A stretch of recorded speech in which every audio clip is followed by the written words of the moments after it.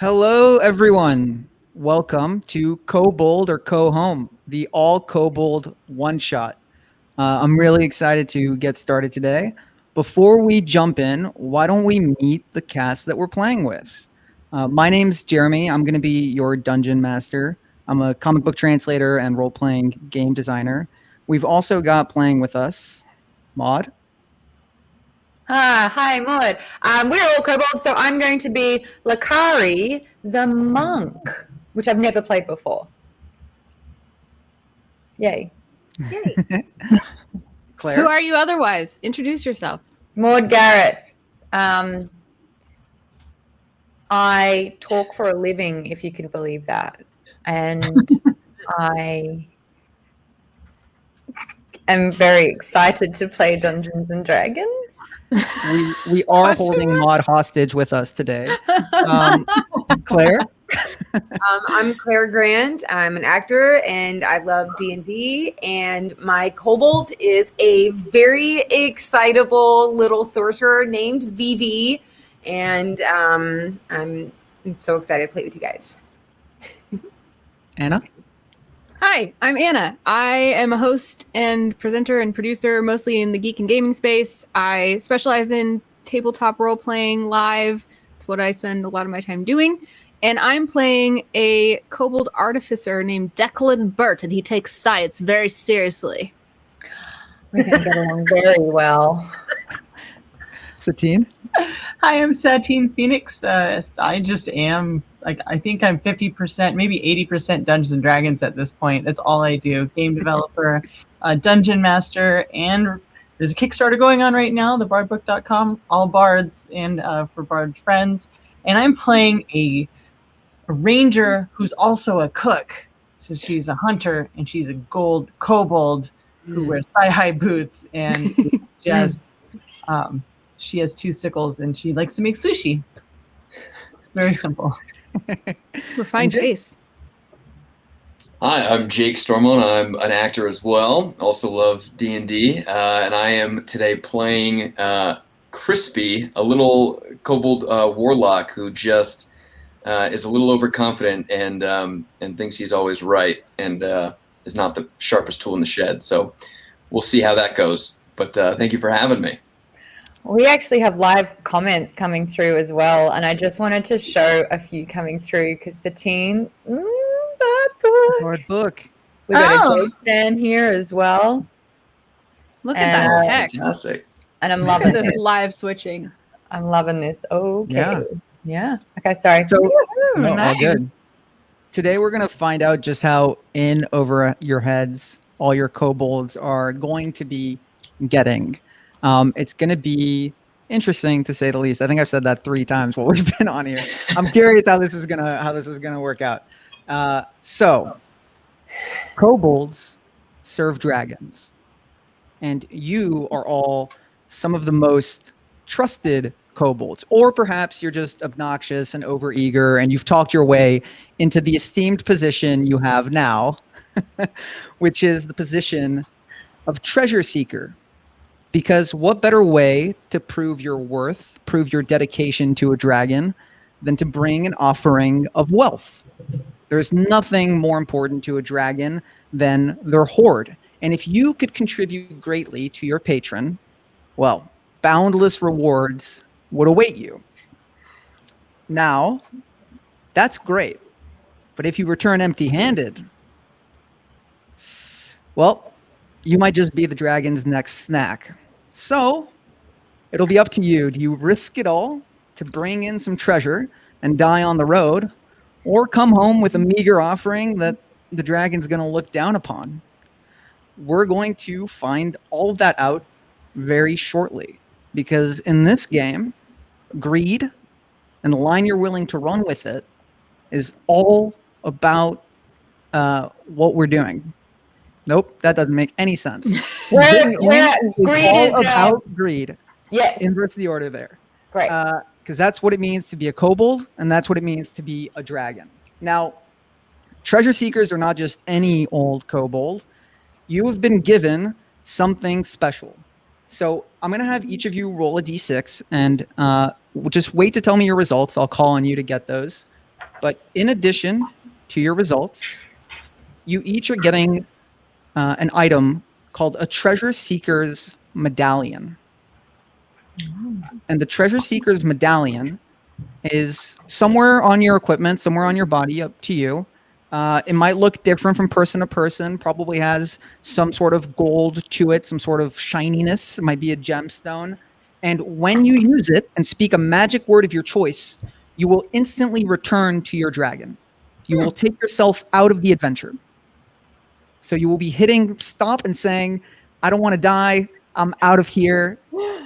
Gotta go. And whatever wealth you've acquired, we'll figure out how your patron judges your offering. It's like, I'm a celebrity, get me out of here, but for kobolds, I love it. Now, you can only do this on your turn. So just keep that in mind. Keep this in mind. Maud, what number did you roll? 4. Great. You Claire? said roll a d6, right? Yes, please. 4. Great number. Claire, would you mind re-rolling? 2. Anna? Starting off with a 1 as usual over here. Satine? I also got a 1.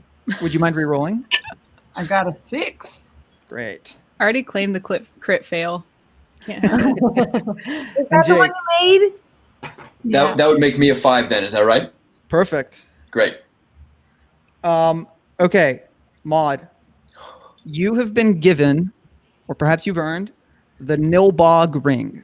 Nilbog? You can activate it Nilbog? twice. Like can't poop? What are we talking? Nilbog. Nilbog. Like goblin backwards. Okay. When you activate this ring, you can activate it twice, any time of your choice. Your attack spells will heal. Any attack damage you do will heal. And any healing you do will deal damage. Any potions you drink will hurt you. And any poison you drink will heal you. You can activate it twice. Nilbog. Nilbog ring. Yeah. Okay. Vivi, you've been given the goggles of magic sight. As long as you're wearing these, you can activate these, no limit, to detect magic. Okay. And so you will see things that are magical glowing with a faint blue outline. Declan, you have been given winged boots. Sweet. You click your heels and you've got 4 hours of flight that you can spend over time. You can stop them and then pick it up later. And once that 4 hours is gone, it takes a whole day to recharge. But ultimately, you've got 4 hours you can split however you like. Love it. Amazing. Cook, you have a living rope. Neat. It animates, and it can move as you want and fasten itself to an object or grapple an object. It's about 60 feet long, and it's silk. And its name is Rope. Perfect. And Crispy, you have an immovable rod. This rod is a small iron rod with a sort of button at the end of it. And when you press the button, it will magically fix itself into place. It's possible that even a Tarrasque wouldn't be able to move it out of the way. So it is, once it's there, until you unclick it and release it. Okay. Wow. Now, you set out into the world looking for treasure with no clue where you would find any, just knowing that you needed to find some, and sooner rather than later. Fortunately, you caught wind of an adventuring party who has been in search of some bountiful treasure. And since then, you've been on their trail, following them. But how well have you been following them? Let's find out. Have all of you guys roll a stealth check. Yeah, so we're hunting humanoids, correct? Correct. These Matter of are a fact. group of humanoid adventurers. Perfect, because those are my favorite enemies. Ooh. I don't know why, but D&D Beyond says I have disadvantage on stealth, so there we go. I still got a 17. Not bad. Wow. I got a 10. Okay. 15. Sorry. 18 here. Wow. 13. pretty good, all things considered. There's been a few close calls where Vivi almost walked into the camp because the smell of the meat that they were making was just so enticing. But Crispy, you just pulled her back for just at the last second. And you guys have done a good job. You've kept mostly out of sight of this party of adventurers. There are 4 adventurers in this group. There seems to be a halfling bard, a sort of armored warrior half-orc, a roguish elf, and a human spellcaster of some kind. And they've led you deep into the Underdark, into a very, very creepy set of caverns. You've been trailing them for probably a month now as they hunt and they look and picking up scraps after their fights, but they don't really leave much. Now they've arrived into a large open cavernous chamber with a big 20-foot tall door with runic inscriptions on it of some kind. You are all peering out from behind a ledge. Think Lord of the Rings style, peering over, watching the orcs do their thing. This group of adventurers right now seems to be talking and trying to figure out what to do about this door. It looks like one of the members, the roguish elf, is taking a look at it. But you're all about 30 feet above them, at a bit of a distance on a nearby ledge, watching them. What do you do? We should let them open the door for us. There's no reason to output any effort without needing to. That's what I was thinking. We're on the same page again, Declan, always. As always, of course. And then can I kill them so we can eat them? Well, yes. I mean, we wouldn't want their bodies to go to waste. Okay. Wait, how does a kobold laugh? All I can picture is like Argonian, sort of like this. But that would annoy even me, and we're not going to do it. McConaughey? Did you just do a I'm hearing all McConaughey? your talented voices. I'm like, shit. That's okay. I'm definitely not a voice actor, so. I'm just getting distracted by like compliments, so just don't mind me. Look, I'm getting distracted by something. It might as well be compliments. So it sounds like you're all sitting and waiting it out. Is that right? Yeah. Yeah. For now. Impatiently, yeah. But we must be very quiet. Wait, It takes a little bit of time, but the elf seems to feel that the door is safe, untrapped, and the party pushes in. The I hate doors elves. creak. It's a loud, heavy opening. Like maybe these things haven't been opened in ages, way too long. And there's no light inside. The adventuring party takes out some torches, and in they walk. Do you follow? Can Wanna go now? I use, how heavy would you say that, like how much force would you say the door is exerting if is it closing after them? It is not closing. They are Oh, just then never mind. moving. Never mind. It's simply they're remaining open behind them. Yeah, Sneaker, let's you all Yeah. climb down and follow. I'm gonna need another stealth check. You've kept a good beat on them this whole time, but now you're in a tunnel. There's not a lot of space to hide. Mod is 8. Vivi, 21. 21 for Vivi. Wow. I got a nat 20 and Whoa. 3, so 23. 11 over here. 11 for Declan. I always roll horribly, by the way, so none of this is a lie, and all of my normal rolls will be coming when they matter most. Don't worry. And Cook, what about you? 12. Okay. As you all head inside towards the door, you notice a couple of the adventurers looking back. Seems like maybe they've heard some scuffling rocks when you were climbing down from the ledge. I camouflaged into the wall. Stick yourselves to the side of the wall. Fortunately, these silly humanoids don't have good dark vision, and the torchlight doesn't quite reach. But it seems like maybe they're a little bit more on edge than they were. While you're all paused for just a second, are any of you trained in history? In history. No. Mm-mm.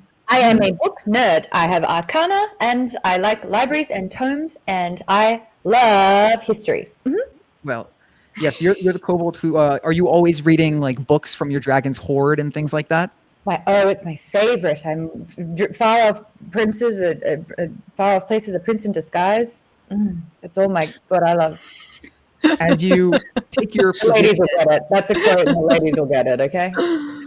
as you take your position and Do hide, that quote. and you Don't- find don't- yourself come on. under one of these doors where you saw these runic inscriptions, why don't you roll a history check for me? I would love to. Well, crap! It's only a 12. 12 isn't great, but it's not bad. You recognize that the script is dwarvish in nature. You don't know how long ago. You probably think it's quite old, but can't tell much more than that. I only speak Goblin and Orc. Ugh. The humanoids continue down the hall. Following behind them, you see what seems to be a massive, now that you know it's dwarven, hold of some kind. But covered in dust, layers of dust, a few ghastly dwarvish skeletons that just stare up at you, huddled over a table or something as you pass by. And it's empty. You hear murmurings from the humanoids ahead. Is any one of you going to risk getting a little closer to hear what they're saying? Well, Lakari's a little bit PTSD because people dying over a conversation at a table, like that's happened to Lakari before because she's so boring. And so she's like people have died of boredom. So she's like in her own head, like staying back a little bit. Oh, wait a second. And I do a little sneeze and I cast Pass Without Trace. Nice. Nice. Does that look like anything in particular, Cook? Yeah, it's just a sneeze. It's just a big sneeze. It's a tiny sneeze. It's Tiny like sneeze. kobold. And An it just adorable like, sneeze. yeah, it's like little dark shadows come out of my nostrils. Ooh. You sneeze darkness into the area around you. And you're all a little bit more obscured. Are you all proceeding closer, trying to make out what they're saying? Yeah. Crispy's just eager for treasure, so I'm probably moving a little too quickly towards the group, to be honest. Okay. Crispy, why don't you give me an investigation check if you're really hungering for treasure? The rest of you, why don't you give me perception? Oh, there's what I was talking about. A big old 8. I rolled disadvantage on perception. Wait, I think that if we're all together, we don't, though, right? Isn't that what that is? The disadvantage thing. Yeah. Oh, because the pack, yeah. We're tactics or not whatever. in direct sunlight, so we don't have disadvantage. Right. The disadvantage is with direct sunlight because we're scared of sunlight. Unless your I stats see. are just so low. Like my wisdom, I have disadvantage on. Let's see. 18. 21. I got a dirty 20. Who got 21? Declan. Nice. I got 10. Cook got a dirty 20, and Vivi got a 10. Is that right? Yep. Okay. I got an 18. I got that. Okay. So Lakari, Cook, and Declan, as you're all moving forward and the group is sticking together, you overhear bits of their conversation that you can make out in common. I imagine most of you speak common. And it seems like they're very upset and surprised that there's no treasure here. They had this map to this ancient dwarven hold that they were sure was going to be brimming with jewels and dwarven artifacts and magic, but it looks like it's been cleared out. In fact, your perception check is so good that you start to notice that in some of the shelves, you can see that the dust is actually lighter in kind of grooves where objects seem to have been recently removed. It can't have been that long ago either. Crispy, you're walking and you spot something shiny. And you are so excited. What's your reaction when you think you've seen something valuable for yourself or for your patron? I go, and I run towards it. Crispy, You no. scamper over, and boy, are you dumbfounded when you pull out a copper piece. It's just a lingering single copper piece. Strange. You continue moving forward. Okay. Can I smack it out of his hand? No. Sure. Please. Stop it! No, don't touch it. Can I detect magic on it? Absolutely. You turn on your goggles, and you see a shimmer of blue filter over your field of vision. Knew it. It doesn't seem like there's anything magical in sight. What? Except for the medallions you carry on you, and your, unique magic items, which you all have. Ah, the cook's got their medallion right there. So as you proceed, continuing on, you again are just seeing emptiness after emptiness after emptiness. We're not going to pull the book in the shelf. I mean, Well, we of course, we should pull the book in the shelf. Of course. I just wanted to let you do the honors. You're the book person. Yes, I looked at the shelf first thing, and I was like, books and cooks are all I need. And so I noticed that the dust is less than, and I would like to. You pull down one of the books on these shelves, and behind you find a silver piece. I take it. Just a lone silver piece. But as you're continuing on, as the hall is expanding, it really seems like it's been cleaned out, and the adventurers are growing frustrated. They're So we kill them and take their wares. very upset, and they're starting to bicker a little bit with each other, blaming each other for whose idea it was to really come down here. One of them found the map, the other person hired a guide, the other one bottled supplies already, and so it would have been a waste if they didn't come. And they're starting to really argue. Maybe Maybe wait for them to kill each other? Yes, let's try to get them to kill each other. And I use my message cantrip to the elf, and I say, Look out! They're about to strike! Okay. Why don't you go ahead and give me a deception check? oh no. I rolled poorly. I got a 3. Let's see. You all see the elf stop. The elf starts to look around. I'm going to go off your stealth checks from before. Plus 10 without the trace. That's right. Yeah. So it's plus 10. I'll just add plus 10 for those results. And the darkness, Lakari, you think that this elf is looking straight at you, but with the magical sneeze darkness in between you and the elf, it's really, you're safe. You're good for now. But the adventurers seem like they've settled a little bit. They're even more cautious now. The elf heard a voice. Something's off here, clearly. Do they have any visible, valuable items on them? Why don't you give me a perception check? You can roll with advantage. You've been following them for some time. You've probably scoped them out. 23. Surprisingly, this party is not that well equipped.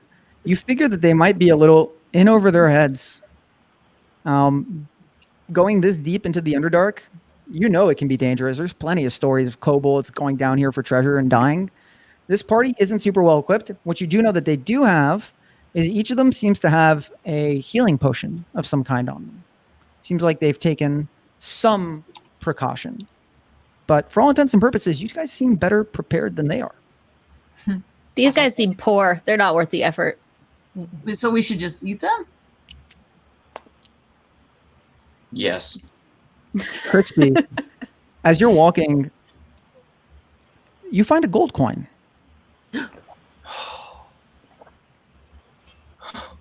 I bet there's an electrum somewhere around here. And you say that, and 5 steps later, you find a piece of electrum. Oh, And then, Cook, you find a piece of platinum. is it in a trail? I'm really good at, survival and kind of like following tracks because I'm the ranger. Is there a trail? Why don't you give me a survival check? Oh, baby. My face just drops. I was all excited about gold, and then I see everybody else finding better things. I'm like, You had a Oh, copy of baby. this, not the- 18. Okay. You know what? it does seem like the coins are in a pattern. And as you're following these humanoids deeper, seems like maybe they're not super competent because they're missing most of these. And you all are starting to find 1 gold, 3 gold, 5 gold, 2 gold, just little pockets of gold along the way. Seems like there's some value here still left. Somebody who came through dropping coins. Kind of strange until you start to hear past where the humanoids are a little. That's my laugh. Don't worry, we'll get it back from them.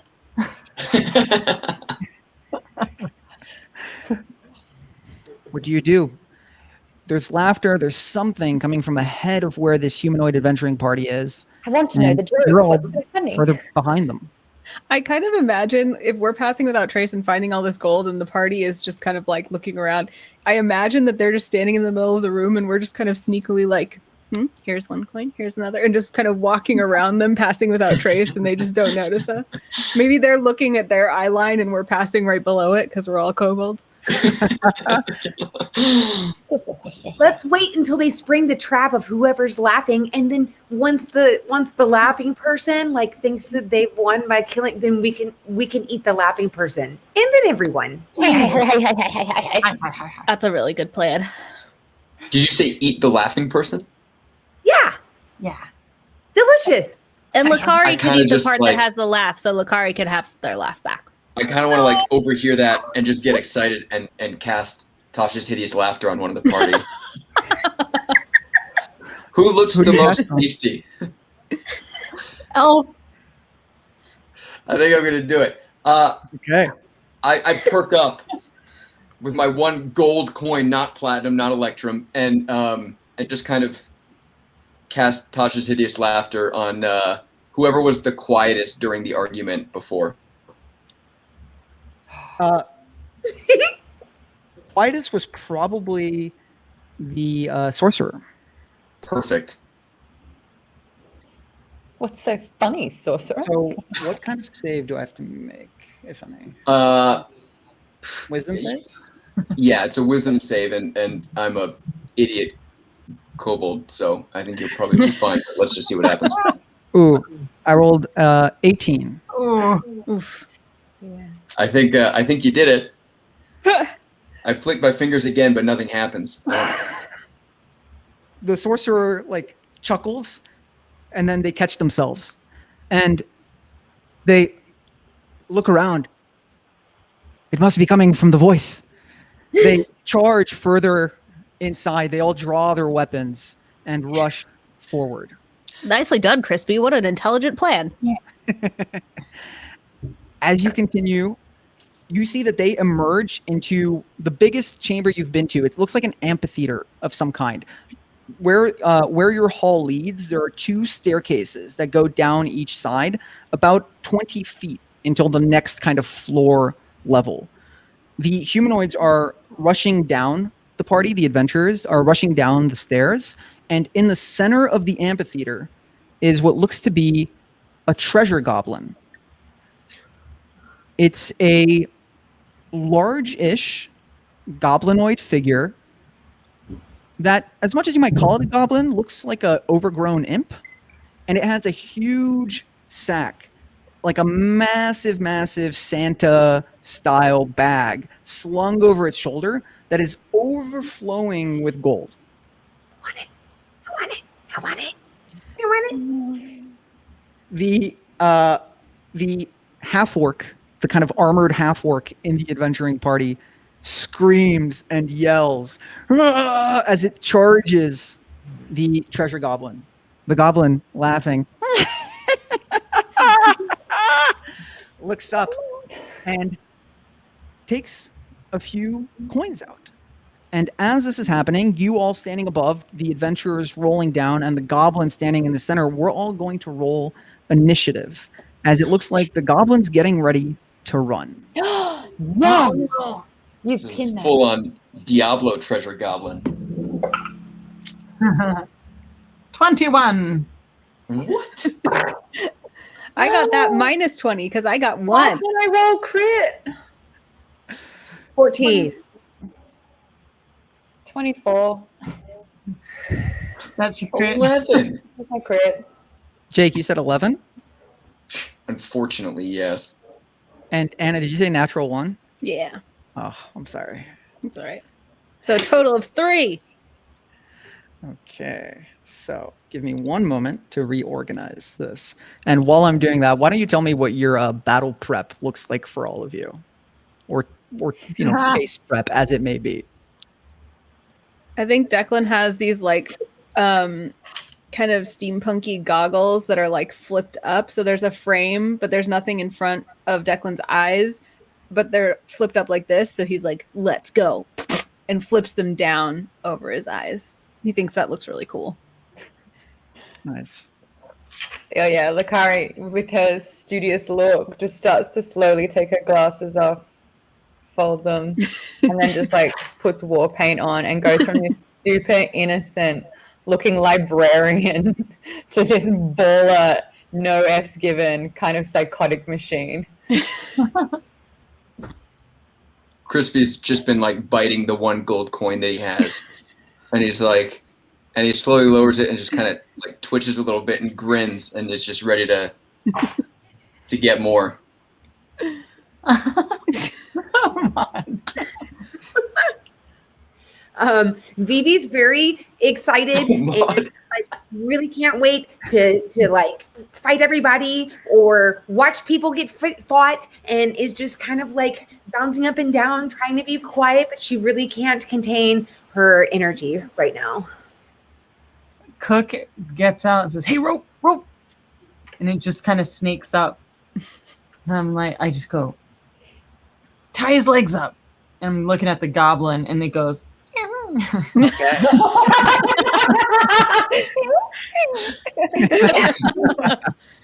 Got a rope charmer over here. Great. So, Lakari, you are going to get to go first.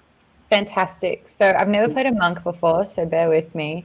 But Lakari's is going to be like, main objective is to lock down this treasure goblin, like at all costs. So ducking and weaving between everyone, hopefully managing that with a speed of, can't find it, 40. Great. I'm going to first off do Breath of the Dragon as a KoBold. And I'm going to actually kind of attack all of the 4 of the opposite party as well as the goblin.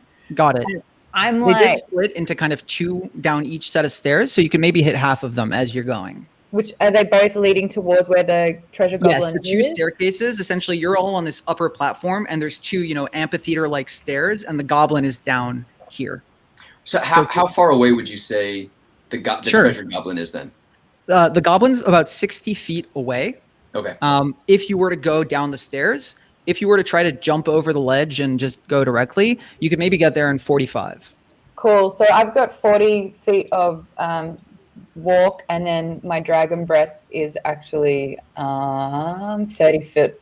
Yeah, 30-foot line or a 20-foot cone. So I'm just like, whatever it takes just to spray. And that is going to be acid damage.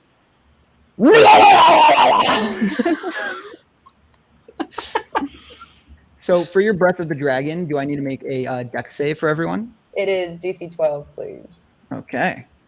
So would you like to target would you be on the side of the left side with the halfling bard and the half-orc fighter, or on the right side with the sorcerer, the human sorcerer, and the elf rogue? Right side, please. Okay. Oof. The rogue and the sorcerer fail completely. And the treasure goblin just makes it. But how much damage do you do? Only 2d6, but I'll take it. So that's going to be full damage to the adventurers and half damage. So that's 7 points of damage, Oh, but it's acid damage. I wanted it to hurt. So we'll round down to 4. Okay. And for the adventurers, The adventurers scream and yell as the rogue turns, seeing you, and says, "I told you there was something following after us." And they're now burning away, the acid burning through the kind of leather a little bit as they sting and fall and catch themselves on the stairs. The goblin moves very quickly despite the heavy bag that they're carrying. And you see as the goblin does like a backflip somersault and actually completely evades any damage on a successful save. Oh, you're kidding. Alrighty, cool. Well, it does take half. Nope, not with evasion. Oh, of course. Okay, cool, great. I still have a second attack. With that, if I'm 40 feet, that's 20 feet away, so I obviously can't attack it with any of my melee, so that's not an option. So I'm just going to next to me while they're burning on acid. Totally. Yeah, and that is just my flurry of blows. So I think I'm going to go for the elf. For some reason, Lucari hates elves. Does a 13 hit? A 13 on the elf. One sec. Does hit. Perfect. That's 10 damage. Very nice.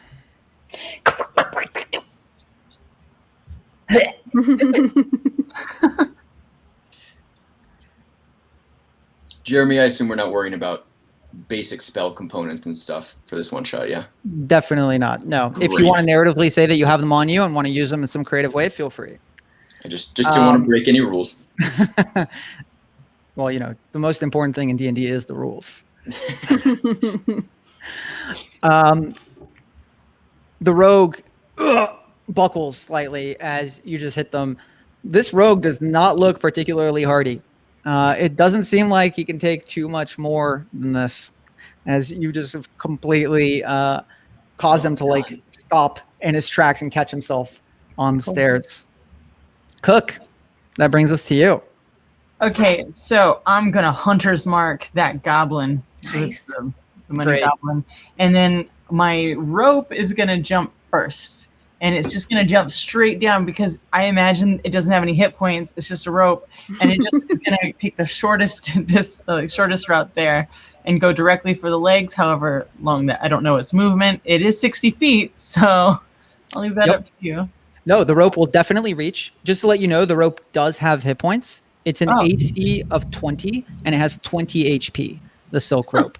But it will regenerate over time as a magical rope. However, if it's 0 HP, it's toast. Oh, would I know that it can either I can throw It it? will not take any fall damage or anything like that. It's like able to, defy physics and be magic because it's D&D. Cool. And it would be really lame if a rope could take fall damage. Yeah, but I definitely do hunter's mark, and then I'm going to strike it with my bow because I am a hunter. Perfect. This is what I do. So do you want the rope to try and grapple first so that if it does, it'll be, we'll call it advantage on the shot? Yeah. Okay. So it's a DC 15 anytime your rope tries to bind something. So I'll roll for the goblin, and it has to beat a DC 15, essentially a grapple check. Nice. So I rolled a 21. Okay. So you watch as Oh, this there, though. nimble goblin kind of ducks and weaves around your animated rope that's kind of serpentine trying to bind it, and it's just keeping the bag away and doing this weird goblin jig as it's my gold. And why don't you go ahead and give me the shot? Okay, that is 8, 9, 10. That's a 21 to hit. That definitely hits. Cool. That is 7 plus. It's a 10 for the first damage, or for that damage, and then I go again because I hit twice. Okay. 2 attack actions. Okay, that is just 19 to hit. That also hits. Yes. 3, 4, 5 points of damage that time. Okay. It looks like the goblin's only wearing some simple leather armor. It's not particularly well defended. And as it's doing this jig, it just goes, as your arrow stabs into it. And you see as you hit it, the sack spills. And why don't you roll a D100 for me? Oh, baby, yeah.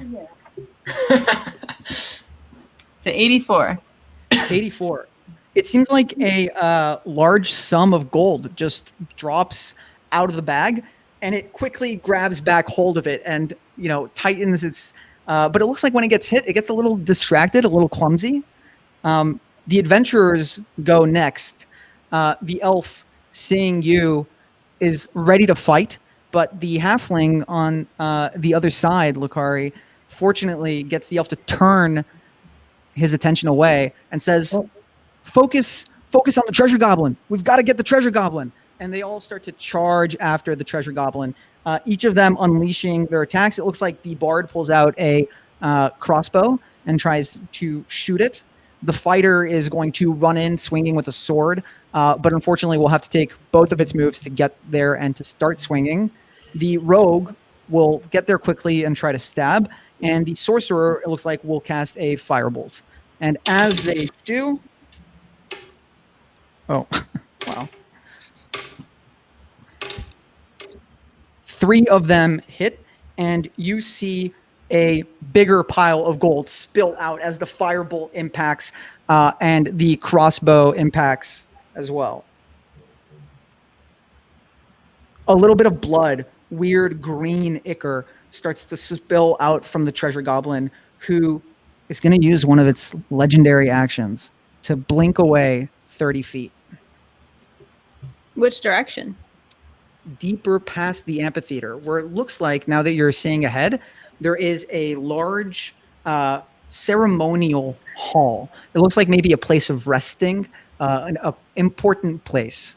And that actually brings us to the goblin's turn, who, sticking its hand in the bag of gold, grabs some coins and, looking around the amphitheater, you see along the sides of this cavern, you're deep underground, these massive dwarven statues, all of them standing very, respectfully. This seems like I said, it's a place of great ritual importance, probably big ceremonies or political things within the dwarven community that used to live here probably happened in this area. And it takes these coins, and with alarming speed and dexterity, it tosses them like gambit style as the coins go and hit across the different statues. It looks like they're striking very precise areas, and the statues, their eyes start to light up. No. The goblin says, "I can dodge the traps, but can you?" And all the big statues grab their hammers that they're just holding ceremonially, take them, and smash them on the ground, sending a massive earthquake reverberating through the amphitheater. I need everyone to make either a dexterity saving throw or a strength saving throw, your choice. Ooh, 17. 12. Can I spend a key point to dodge? Is that how it works? What does it say? Is that for... Patient defense, you can spend 1 key point to take the dodge action. Pretty sure you need to do that on your turn. Got it. So Claire got a 12. Oh no, Christy. 18 for Declan. What'd you say for Anna? 18. 18. Nice. Cook? Oh, 17. 17. And Lakari? A crit. Crit. Nice. Yeah. Great. So, I got a 5. yeah. You guys are not prone. You are not doing super well here. As All of us? No, just Vivi and Crispy. Oh, okay. As they have failed the saving throw required. Obviously a 5 and a 12, unfortunately, not quite enough either. You also take 7 points of bludgeoning damage from just the shaking of the earth.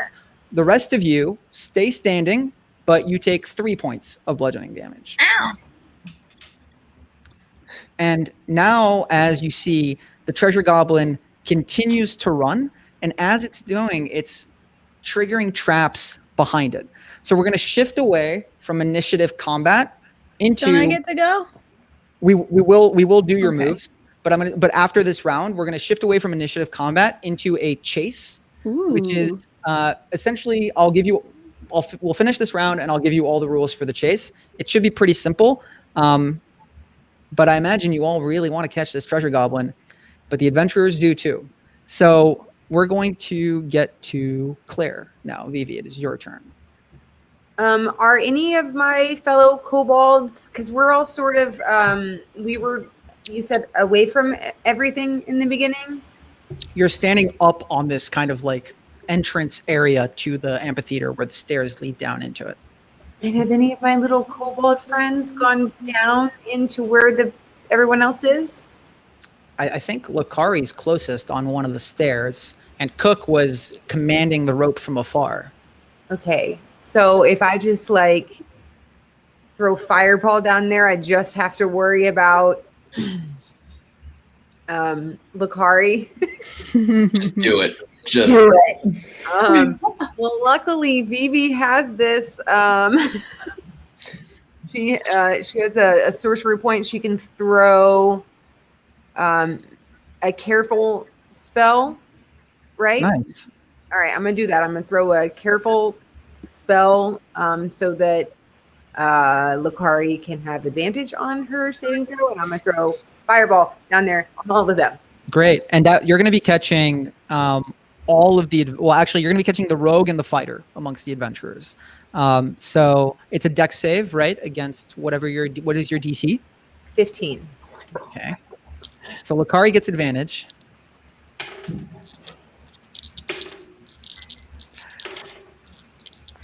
Okay.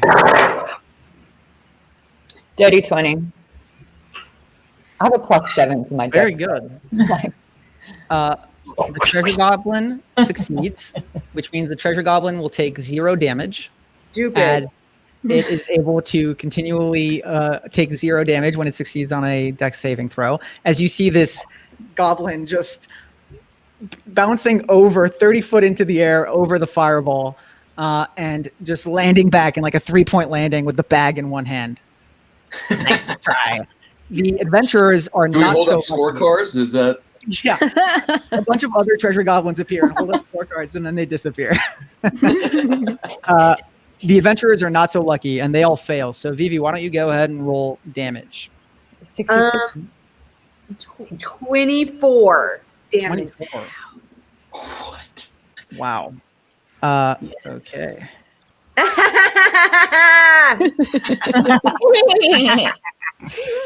So that means Lakari takes 12, right?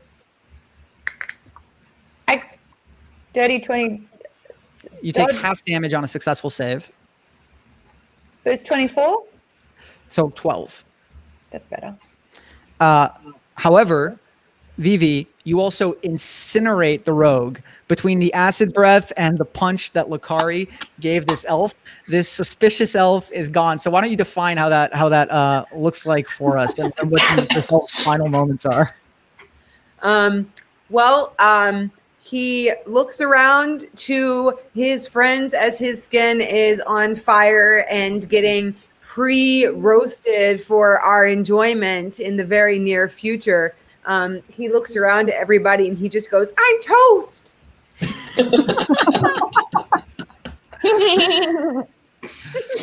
And where he burns, all is left is a little ration, just toasted ration down on the ground. Yay! Um, Barbecue. I like it. Yeah. along with a single healing potion that you see there that remains. So that now brings us to Crispy, right? Declan, you had the nat 1. So Crispy, what would you like to do? So how far away is the treasure goblin at this point? The treasure goblin is now 90 feet away. Oh, damn. With 30 feet during his turn. Yeah. All right. Well, I mean. Yeah, I think from this distance, the only thing I can do is just attempt an Eldritch Blast. So let's just do that with 120 foot range. Perfect. This laughing goblin just staring at you from 90 feet away. Why don't you go ahead and roll and let us know what your Eldritch Blast looks like? 16 to hit. 16 hits. Great. I still have that gold coin in my hand, just kind of, and my eyes narrow, these little lizard eyes, and I just, both hands just throw this thing, and go, by the great old one! And let's see, so that hits, yeah? Absolutely. All right, so let's go. 1d10, I think it is. Here we go. All right, 7 damage for that. Nice. And why don't you roll a D100 for me? Okay. And Cook, by the way, when you hit it, when you hit it and the goblin drops gold, for the purposes of just simplicity, we'll say you add that to the gold that you have directly. We'll assume that you're picking it up as you're going. So Cook, why don't you go ahead, and I think you rolled like an 85. 84. 84. So go ahead and add 84 gold to your total. And what did you roll on a D100, Crispy? 54. 54. So you can go ahead and add 54 gold, as 54 gold Great. spilled out of this treasure goblin's treasure bag. Fantastic. Is there anything else you want to do with your turn? No, that's probably it. I anticipate a chase coming, and we'll see how that goes. Okay. Are you going to move any closer, or are you going to stay where you are? Yeah, I'll throw that Eldritch Blast and then scurry down the stairs as far as I can. And I have a movement of 30, so Perfect. if I get the full distance without any obstacles. Which brings us to Declan. Hooray! How far away is the treasure goblin from me? 90 feet. 90 feet. Well, that's lucky because I can fly with my boots 30 feet. So, like a little nerdy scientific angel of death, I'll just fly 30 feet. And then once I'm within 60 feet of range, I will cast heat metal on the Ooh. coins inside the bag that the treasure goblin is carrying. Okay. A little sneaky. So they need to what is the save? Is there a No, save? they just take any creature in physical contact with the object takes 2d8 fire damage. Whew. Okay, why don't you go ahead and roll damage?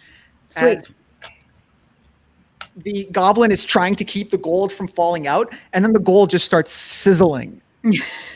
It's 9 fire damage. And I don't know, like, I cast it on the stuff in the bag. Is the bag fireproof?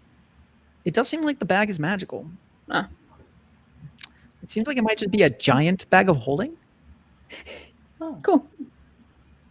So that's 9 fire damage, you said? Mm-hmm. Okay. And why don't you go ahead and roll a D100 for me? Money. 80. 80. 80 gold drops like popcorn as the heat the coins great. around the metal chamber, and you just grab them and just yeah. But the goblin is, and I imagine that's a persistent effect, right? You can just keep doing that. I can keep doing it each turn as long Right. as the spell's going. So this goblin is really trying to not let these coins go and just burning, hand kind of burning as they're trying to keep these coins in. So we're going to shift over into the chase now. And the way the chase is going to work is like this. Everyone's going to roll together, and I'll go around and ask you what your results are. And you're either going to be rolling dexterity acrobatics or strength athletics to move forward. As you're doing this, if you beat what the treasure goblin rolls, you will get closer to the treasure goblin. And range will be handled kind of ambiguously. It'll be more in distances than in feet and all of that. If you use an ability to move faster, let's say you have haste, let's say you have your boots that you're just flying through, you will have advantage on this roll.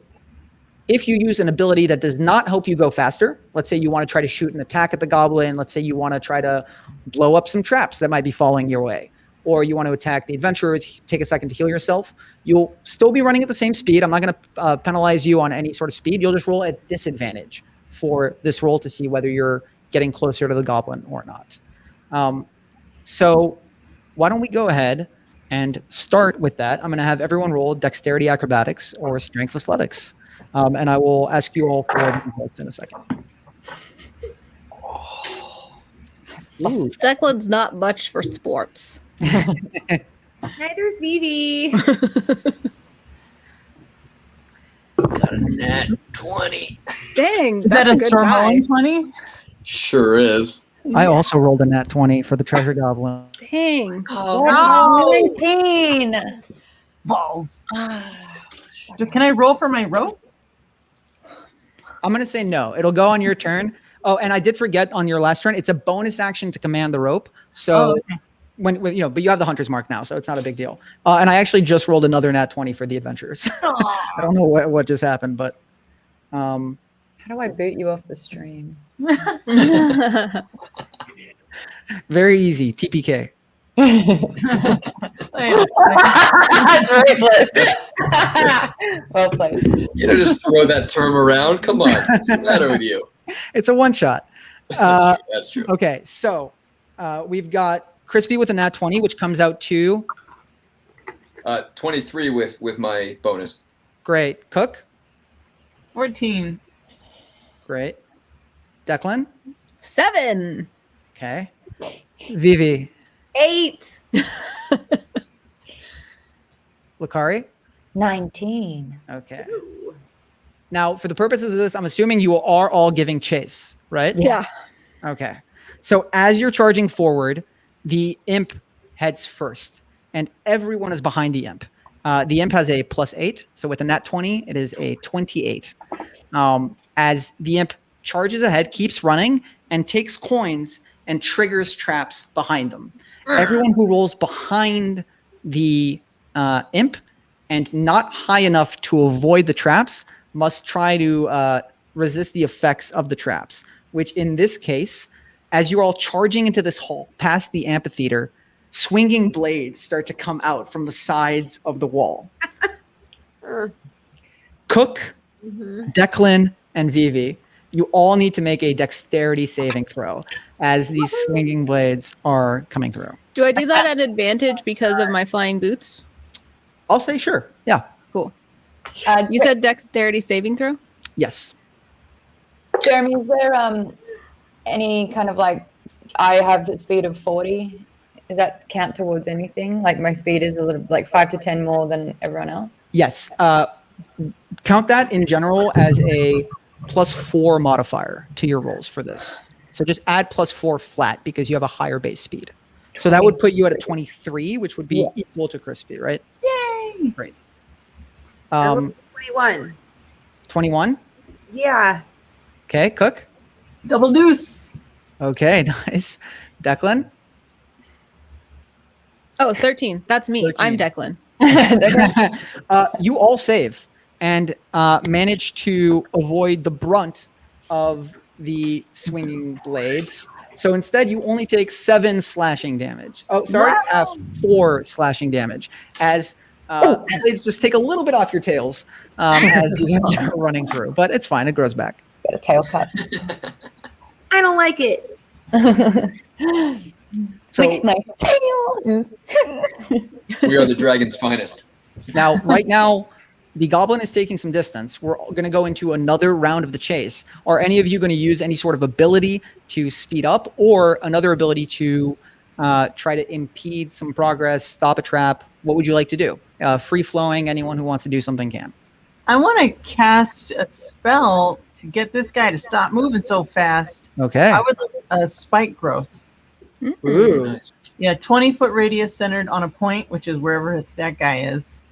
The area becomes difficult terrain for the next duration, and the creature that moves into the area takes 2d4 piercing damage for every 5 feet it travels. Amazing. That's great. It's the goblin is still going to try to move 30 feet. So we're going to call that 12d4.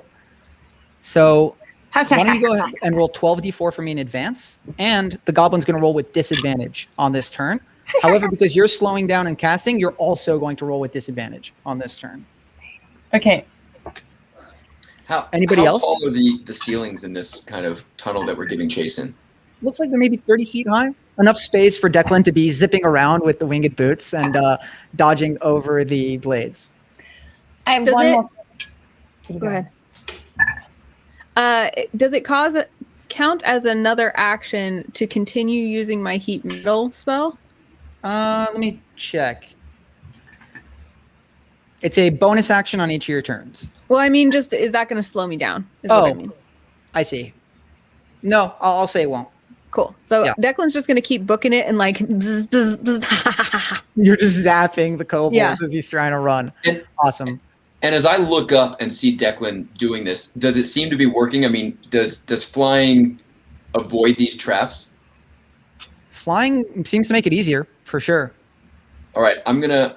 Well, when it's my turn, I don't Go for it. want to. We'll handle Jump everything right in. now, and then I'll go through the results of stuff. And Declan, why don't you go ahead and roll damage, 2d8, and you can do it for last round as well, Cool. where you probably would have been doing it. So what The are you doing, first- Christy? Sorry. Oh, sorry, Declan. Oh, just 15 fire for last turn and 10 for this turn. 15, so 25 total. Nice. And 28 for Cook. Hi. Wow. Nice. Oh, The treasure goblin is yelping. As you both have dealt damage to it, why don't you both give me D100 rolls again? And Crispy, meanwhile, why don't you tell me what you're doing?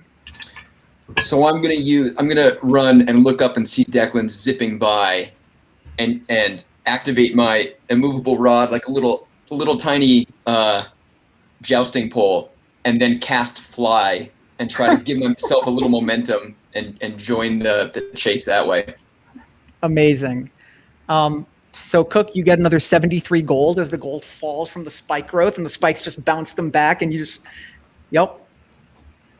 And Declan, what did you get? 23. 23. So 23 gold to you. Great. And again, this will all matter for your offering to your master at the end. So we'll see how it all goes.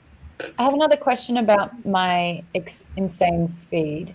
So Yeah. we've established that like I got another +4 because my walking speed is 40 feet. Mhm. As a level 5 monk, I have double action.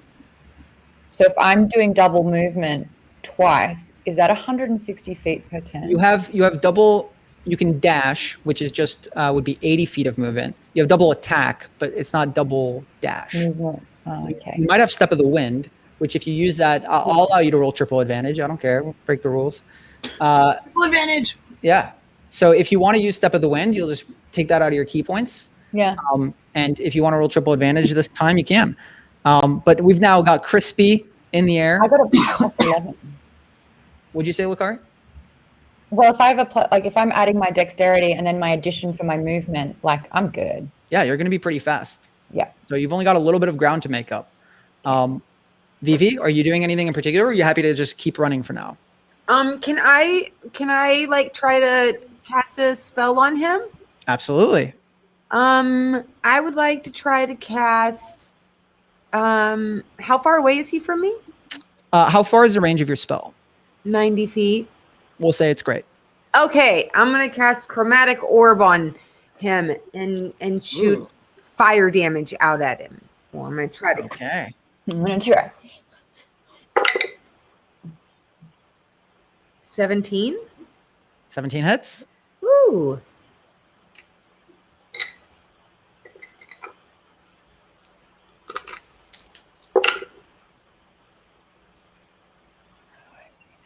$17. Okay. 17 damage. Nice. And go ahead and roll another D100.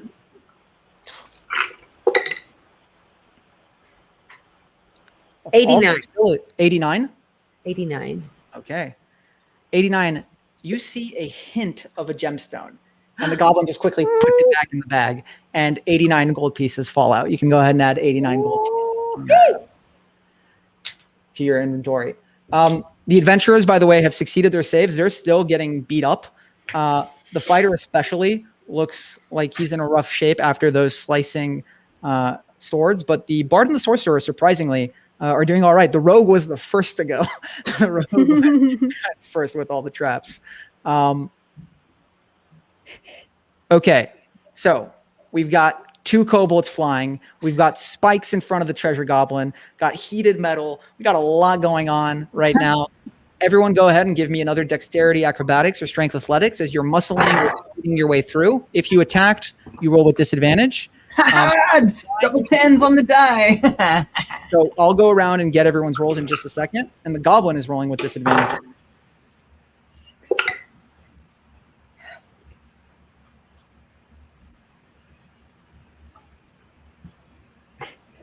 I love it when disadvantage and you roll the same thing on each dice. Yeah. That's the only time you want to see that, because every time you spend an inspiration to do that, you're just cursing the dice gods. Mhm. All right, Lakari. 27. Wow. Oh, Vivi. I have a plus 11 to my roll. God. Vivi. 16. Okay. Declan. 19. Wow. Cook. 16. Crispy. Oh, 14. Okay. The goblin continues running, but Lakari, you're even faster. The goblin got a 21 this turn, so still pretty quick. But somehow, Lakari, you're speedy and ahead. If you roll ahead of the goblin one more time, you'll be in melee range. So you're right on this treasure goblin's tail. This also means because you're ahead of it, you're out of danger for any of the traps this round.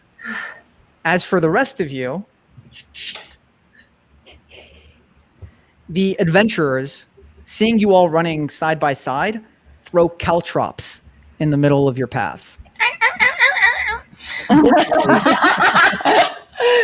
All of you except Crispy are able to avoid them. Aw. Crispy, as the caltrops sprawl themselves before you. Why don't you go ahead and give me a dex? He's on the. Oh, you're flying. Yeah. No effect. They land right in front of you. The adventurer looks super pleased, and then you do your immovable rod thing, and the adventurer is just like dumbfounded. So you're clear. The Perfect. traps have no effect. You guys are free to continue. What would you like to do? You're all either flying, gaining. You'll have advantage on these rolls. Would you like to continue attacking the goblin, or just keep the chase going? It seems like the Declan- goblin is getting pretty hurt. Declan is just in kind of a manic state, like this chemical reaction that he's causing with artifice or science. So nothing will change for Declan because this is great fun. So Declan's just going to keep flying and like heating the metal. Yeah, you're palpatining his Yes. treasure bag. Why don't you go ahead and give me another 2d8 heat metal damage? Do it. 6. 6. And go ahead and give me another d100. I can do math. 1 sec. 6. Okay, good. Aw, 16. 16. 16 gold. Anybody else? Like So we attack- can't move and attack. Is that correct? You It's can one or the totally other? move and attack. If you're attacking, you're just getting disadvantage. But since you're flying, that'll just be a normal roll for you. Great. Yeah, I'll do another Eldritch Blast then. Great. Yeah, go ahead and make the attack roll. 15.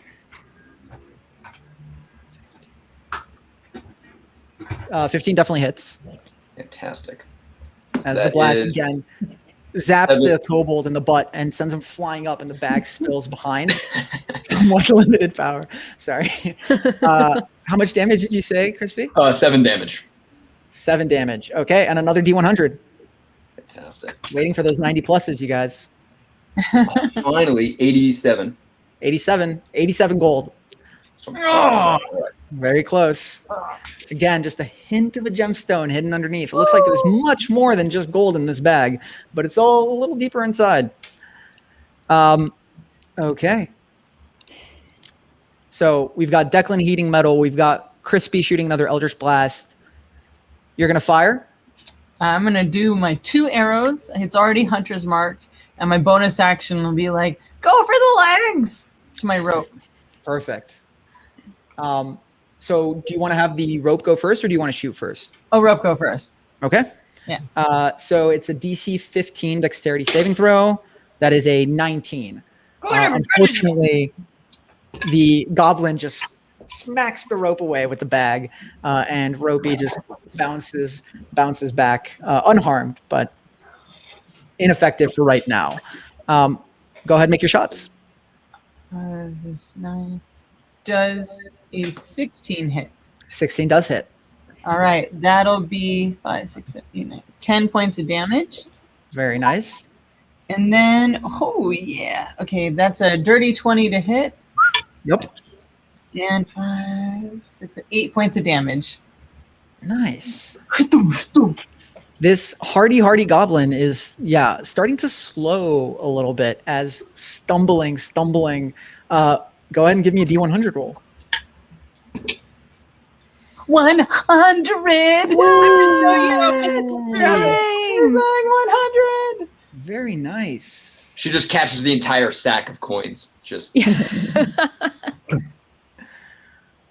Oh my gosh. Cooked. Yes. As you're giving chase, and just with a, actually, you tell me how it goes. You see a beautiful blue-white diamond peek out from the bag. It is big. How does your shot land that you managed to get this diamond in your hands? Does Ropey help you? Oh yeah, no, Ropey's busy. But I do the first shot, and it rips the bag a little bit, and I see that glimmer, and I just line it up, and I try to, like, you see math around me, and then I hit it right in the bottom, where ding, and it goes, and everyone sees it in slow motion, and I catch it in my mouth like this. and I reach for it. Oh, I miss. And you've just acquired a 5,000 gold gemstone. Wow. Whoa! Nice. It's 5,000 gold diamond. Oh my gosh! I cry also. Is that a free action? Your patron's going to be very pleased. All that practice playing arrow billiards is coming in handy. Okay, so we had Crispy go. Lakari, Vivi, are you just continuing to speed? Yeah. Perfect. So everyone go ahead and give me another roll. And I believe it's Cook and Crispy who are rolling with disadvantage this time. And the Gobbo is no longer impeded. Ooh, Gobbo rolled bad. I'm going to reroll. So if I'm flying, I don't get advantage. I just don't have disadvantage. Correct. Yeah. Well, that doesn't help me with my natural 1 that I rolled. Oh. Oh, we don't have I thought there was like a special trap coming up. We don't have disadvantage if we're flying. If you're flying, because you get advantage from flying, Yeah. you only it'll just cancel out to a normal roll. Great. In that case, 17. Okay, Cook. Oh, I got a 14. Okay. Vivi. 6. Lakari. 13. Oh, Lakari, that was close, but you just made it. So give me one moment. No, wrong guy. Ooh. Otherwise, I would have used a key point. I would have spent a key point anyway. So, like I said, the Gobbo is slowing down. The rip in the bag, all the Eldritch Blast, the superheated metal. Gobbo really wishes that he brought some gloves because he was not expecting a flying Palpatine KoBold behind him.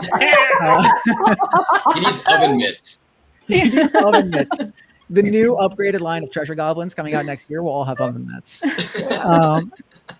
For now, however, with his slow down roll, he only rolled a 12, which means Lakari, Cook, and Crispy all gain. So Cook and Crispy, you're only 1 behind. If you both beat him again, you'll be in melee range. Lakari, you are now in melee range. So I'll have you have an attack. But first, the people who did not make it, and by the way, the adventurers are right up there with you as well. The sorcerer, the fighter who's looking very rough, and the bard, who are all trying to get at this goblin. Vivi and Declan. You rolled a 6, right, Vivi? Yeah. Oh, okay. Vivi and Declan. As the rest of your party charges ahead, there's these like stone pedestals on the side, kind of you'd see in a hallway, like a stone head in like a Greek museum or something, ancient Greek museum. These ancient dwarven heads, and one of them falls in front of each of you, and the eyes glow green. Uh-oh. as you look straight into your eyes. I need you both to make con saving throws. Uh-oh. Ah. Oh, nat 20. Oh, Very I'm in the nice. height of my power. Yeah, as you just look down and this statue looks up at you and you just, barrel roll out of the, or however you avoid it. I want to just like stone cold, like I want to do a slow-mo because I'm flying. It's looking at me. So I imagine there's like a slow-mo and I'm over it and I'm just glaring at it with lightning coming out of my hands. Yeah. I just stonewall it. Vivi? Vivi rolled a 12. Well, so Declan, it's funny you use that terminology because as you do this, you watch Vivi turn to stone and be petrified. Oh no! Is that irreversible? I guess you'll find out. Vivi, for the moment, you are running, petrified, and just stop. Declan, I think you stare so hard at the statue that the statue itself gets petrified and it just falls to the ground. You're just glare back. I am mighty. Stupefy. So Vivi, you're not out of the game, but you are out of the chase for now while you are petrified. Got you. Which That brings us being now stoned. to the melee. So Lakari, you're right up there. What are you doing? Alrighty, so this is about to become like a martial arts movie where I'm having my moment. Because not only do I get 2 attacks, but I can spend a key point to get as a bonus action to get 2 more attacks. So I'm about to do 4 attacks, and I'm talking like it is slow-mo. It is like a kick, spin, drop. This goblin does not know which way is up as I am just like flying around, just going gung-ho. So my first 2 attacks is an 11 and a 22. 22 hits. Great. Just get that damage sorted. 6 plus 10 damage. Okay. Great. That was a backhanded slap. As the goblin just goes flying a little bit and catches itself on all fours. Is Looks there back up. any way, because I'm using hand-to-hand combat, is there any way that one of them can be like a grab to take the bag? Tell you what, that would be your action, but if you spend the key point to do the Fury Blows, I'll count your attack as the Fury Blows, and I'll let you still make the grapple check. Here are my flurry of blows. As you're seeing this, it does look like there's a harness on the gobbo, so grabbing the bag is the same as grabbing the gobbo. They are kind of joined, but you can definitely try to restrain them. Click. Okay, so go give me Strength Athletics or Dexterity Acrobatics. Oh wait, don't I get my bonus action, 2 more hits? No, because I'm counting the attacks you already made, because a grapple would generally be your action. So I'm just letting you have unless you want to do more attacks and don't want to grapple. Okay. I don't think Cook has strong feelings about this. Okay, I'll grapple. I'll try and at least unclip that harness. So give me Strength Athletics or Dexterity Acrobatics, but do not add the extra +4 from your movement for this, because this is more about the grapple and not about just the speed phase. I rolled earlier for the attack. It's a dirty 20. I rolled a natural 1. So you definitely take hold in like the cartoon thing where you're holding the backpack and the gobbo's like just running and running and running. No, and I want to unclip their harness.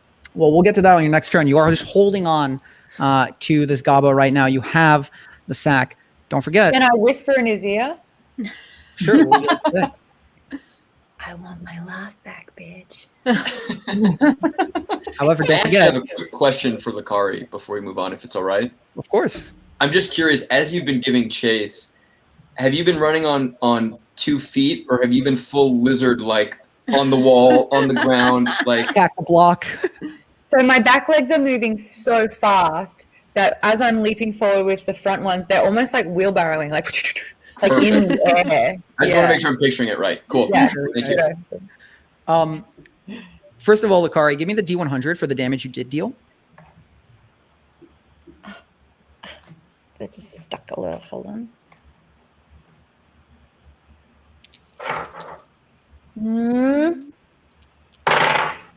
52. 52 gold that you just like grabbing the bag, you just scoop it off like those machines, the lottery machines where you push the gold off. You're just off into your own bag of holding. However, remember, you're not alone up there. The other adventurers are there too. And seeing you take hold of this bag, if they can't have it, they don't want you to have it. No. I should have attacked. The half-orc fighter is going to take 2 swings at you. No. 21 to hit. Oh, Oh, he gets 3 swings. Wow. That's a 9 to hit on the second one, Nope. and a 10 to hit on the Nope. last one. Okay, so just the first one hits. You take 9 points of slashing damage. Yikes. Okay, I'm not looking great. The sorcerer will go next. And the sorcerer will take out 2 daggers and try to stab you. No. Oof, I'm rolling bad. Sorcerer tries to stab. Yeah, weird, right? 6 and a 9. No. Nothing. You're just putting the bag in between and blocking as these adventurers are not wanting to let you go. Finally, the bard will take out the crossbow. And it seems like the bard is focused on the treasure goblin and will instead be shooting the treasure goblin. And misses. As the treasure goblin, seeing the crossbow bolt, just kind of ducks down, still trying to hold on to the harness. But not a super effective round for the adventurers, which is going to bring us back into the kind of action phase for all of you. So, Lakari, you're holding onto this bag. We'll start with you. What are you trying to do? Steal the bag off him, really? Okay. So, this is what I'm going to have you do. Yes. He has legendary actions. He's going to try to use one of his legendary actions. If you give me a pure dexterity check and you beat him, This is dexterity, not including that bonus, huh? Just my nope, average. just your dexterity modifier. Okay. 11. I got a 14. He's going to use the same legendary action he used before, and holding on to him, he's going to blink away. Damn it. However, it doesn't break your blink. You're still there. He's just 30 feet further now. And Yeah, but I'm holding on to him. that's what I'm saying. You're still with him. No.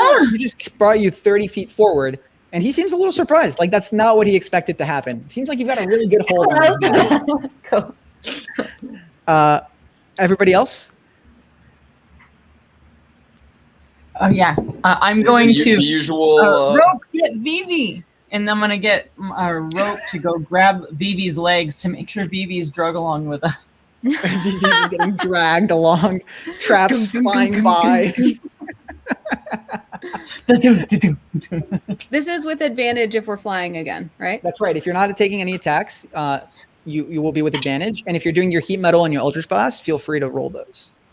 18 for my dex acrobatics. Okay. And the fire damage will be 5. Fire damage will be 5. And do you want percentile with that too? Yes, please. 85. 85 more gold. Huzzah! Crispy? 13 on the dex movement, Great. and 14 to hit with Eldritch Blast. 13 to hit? 14 to hit. 14 still misses, unfortunately. Okay. As the Eldritch Blast goes wide. Cook, what about you? A 10. Okay. And I'm busy taking care of Vivi. And Lakari, you can roll if you want. I'm going to say you're grappling. You don't have to. You can just auto succeed. You're kind of up there with the goblin. Goblin's not escaping yet. Might try in a second, but the adventurers need to roll as well. And the goblin is rolling at disadvantage as long as you're grappling the sack, because treasure goblin doesn't want to let go of the sack, or else it's going to have an identity crisis. So that brings us. So Declan had an 18, Cook had a 10, Crispy had a 13, and the Gobbo had a 10 as well. The adventurers had a 5. So the adventurers are now falling further behind, and Declan, you're gaining. You're still keeping up even after this blink. Crispy, you're gaining. You'd been falling back a little bit, but now you're picking up. Okay. And okay, thanks, Maud. Appreciate that. And we're going to trigger some traps.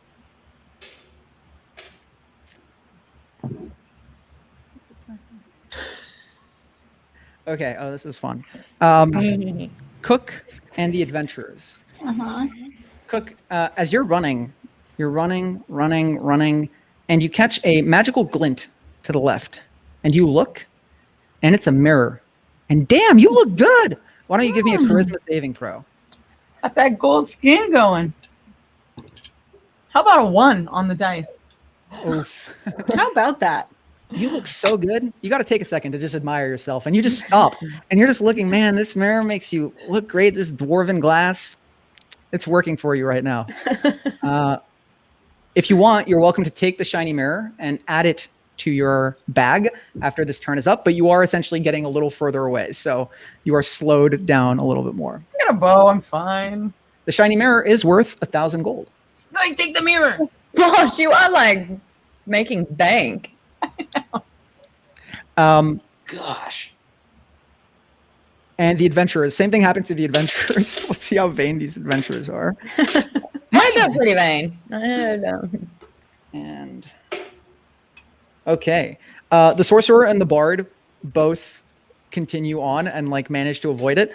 The half-orc, though, you see the half-orc is all bruised and beaten, but in the mirror, half-orc looks better than he's ever looked. And he just kind of stops, and then a pillar just falls on him and crushes him. Oh no! Hey, at least they died looking good. With the Gobbo is going to try Good. to escape pun. your grapple check. A bit late. What'd you say, Mark? I had a pun, sorry. Looking good when he should have been looking up. Oh. Is that a pun? Or is that just a burn? Just, I'm done now. Like, It's over. We've moved The on. moment's passed? Yeah. It's okay. The Gobbo rolled a 23 to escape your... shush. Thanks, STS. I'm with you. Maud, go ahead and give me a dexterity acrobatics. Again, you're not adding the +4 for your running here. I rolled a 23. You need to beat a 23 or the goblin will break your grapple. Is there any way I can have advantage? Because Why I'm don't on- you guys tell me? How would I'm you on- like to assist? You see Lakari wrestling with this treasure goblin over the bag.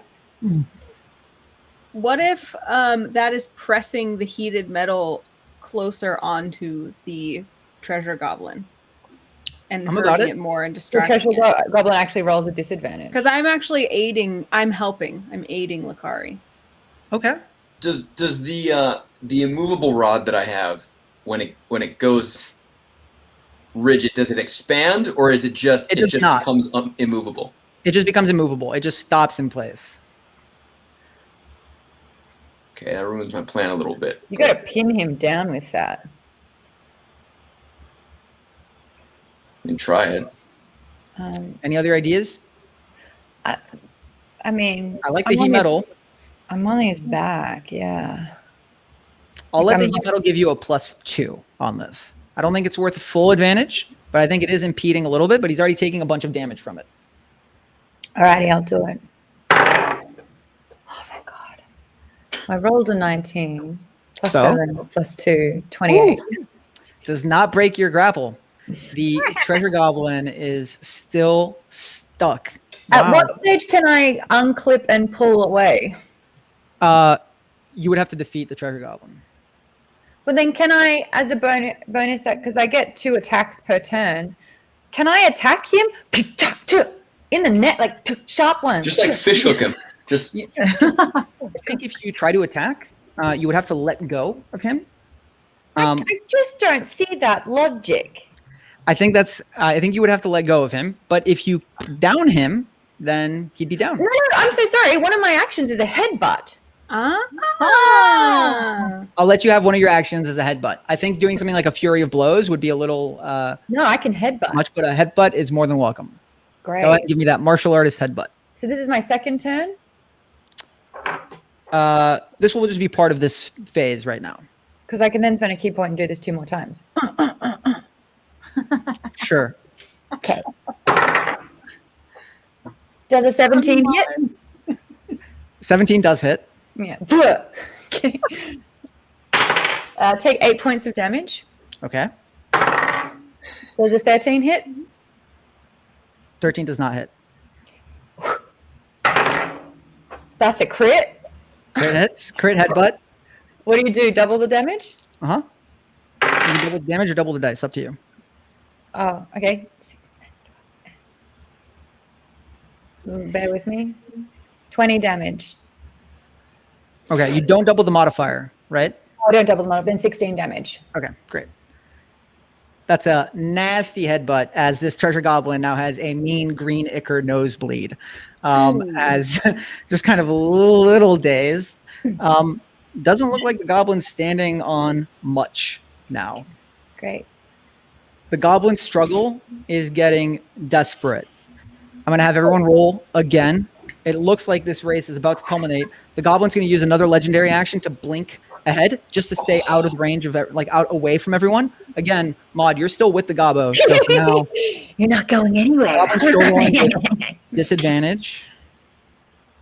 Oh no. Adventures. Oh no. Okay. What do we got going on? Crispy Dirty got a 20 with 1. advantage. Crispy got a 1. Who, what? Uh-oh. Declan? Dirty 20 with advantage. Dirty 20. Nice. Cook? Oh, advantage. That's a 13. 13. And Lakari? 26? I think Crispy's flight spell just stopped. Just Just, yeah. you just plummeted to the ground. As you guys are continuing to run, the goblin's still frantically trying to cause chaos and trying to get his bag back and out of this crazy KoBold monk's hands. The hall around you is completely chaotic. Like I said, there's pillars falling, there's shiny mirrors, and Oh no, we just lost your audio. Just lost it. Yeah. The cord came out. It says you're muted on the. is this better? Yeah. Okay. I think it auto mutes when it unplugs. So, okay. Complete chaos, pillars falling, shiny mirrors, and because you're heading deeper and deeper into this hold, there does seem like there's the occasional magic item here that this treasure goblin hasn't had the chance to loot yet. Ooh. But in the chaos, a few of these items seem like they're firing off kind of randomly. I'm going to need Cook and Crispy to both give me either strength or dexterity saving throws as you choose to either try to, raise something in between you and a blast of magic coming towards you or just dodge out of the way. Got a big old 8 for you. 8 Yeah. and 16. 16. Ooh, I also rolled max damage. Come on. So, Crispy, you take 16 points of damage, of lightning damage. Cook, you take 8. The adventurers take 8, and the sorcerer is looking very rough. Crispy goes all like Roadrunner electrified and just goes, Crispy, and then falls over with 0 hit points. No, Crispy. So Crispy's making death saves. If one of you want to save your fellow kobold, more people to get gold. Cure wounds. I just run over to Crispy. Wake up! We gotta get this stuff. Perfect. What about our VV-shaped statue? Yeah. It's still being dragged along. Looks like the stone is rather resilient, so fortunately, Vivi's Great. okay. Just maybe a little headache when Vivi wakes up later. It's 1d8 plus 2 for you, Crispy. 1d8 plus. Oh, amazing. Do you want to roll that for me, or do I roll that? You can, Dungeon Master. Yeah, either way. Whatever you guys prefer.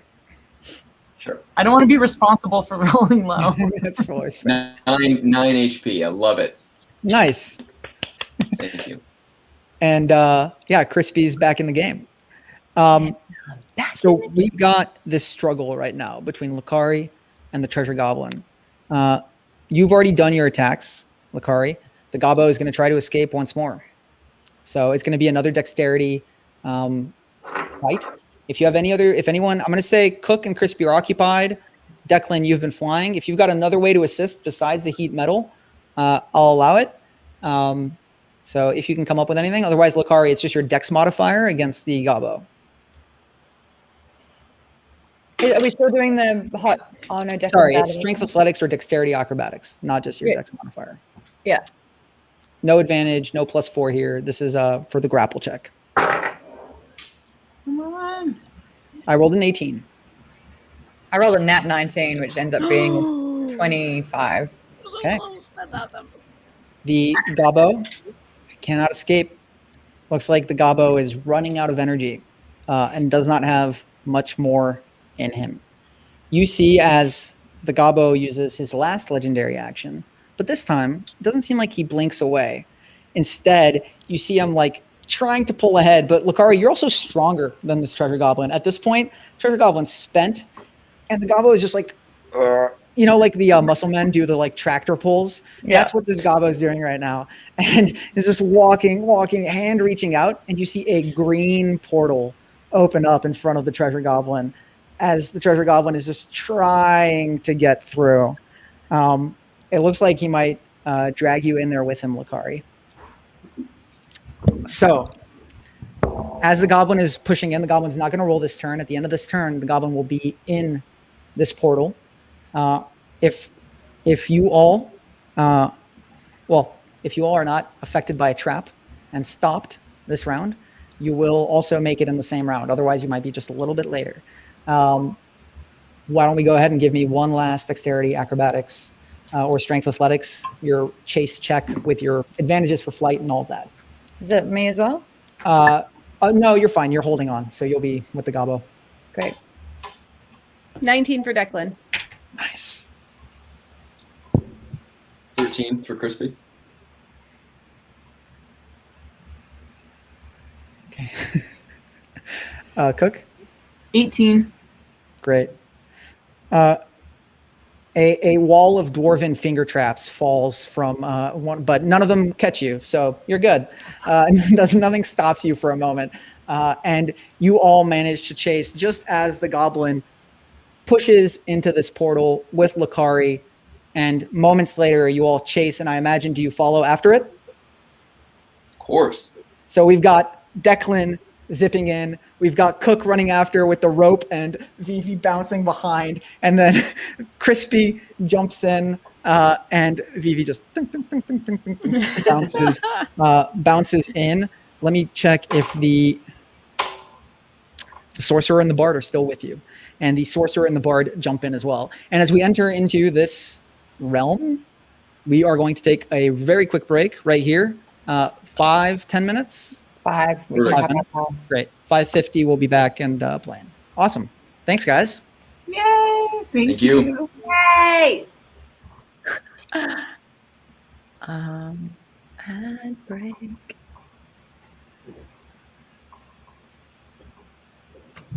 Sweet. I need like a be right back slate. Ooh, sweet. Nice. That works. Perfect. All right, I'll be right back. Okay, same thing.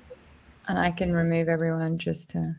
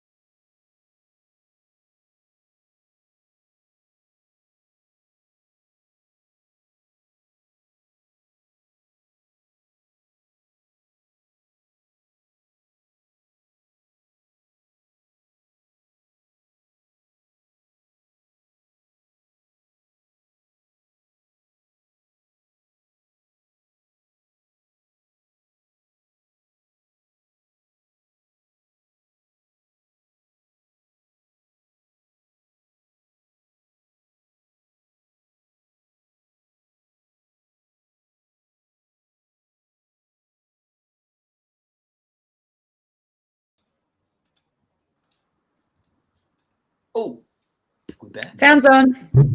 Hey. Just so everyone knows, your sound is back on. Great. Meow, meow, meow, meow, meow, meow. Check, check, meow, meow, check, meow. Sorry about that, guys. It's all good. Okay. So we're back in KoBold or KoHome, and you have just stepped through this treasure goblin portal. All of you, including this human sorcerer and halfling bard who have been giving chase, who you've been following for weeks, tracking down some treasure to bring and give to your patrons to prove your dedication and your worth as a proud kobold warrior or artificer or ranger, as it may be. As you the rest of you are worthless. No, I'm just kidding. Totally kidding. As you emerge on the other side of this portal, you are assaulted by a disgusting sewer smell and find yourself in a putrid, polluted swamp.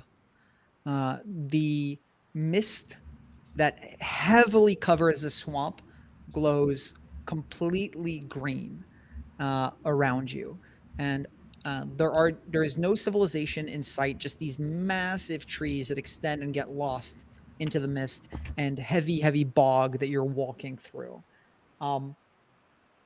In front of you is Lakari, holding on to this goblin who is gasping. Real quick. Monks know how to do a sleeper hold, yeah?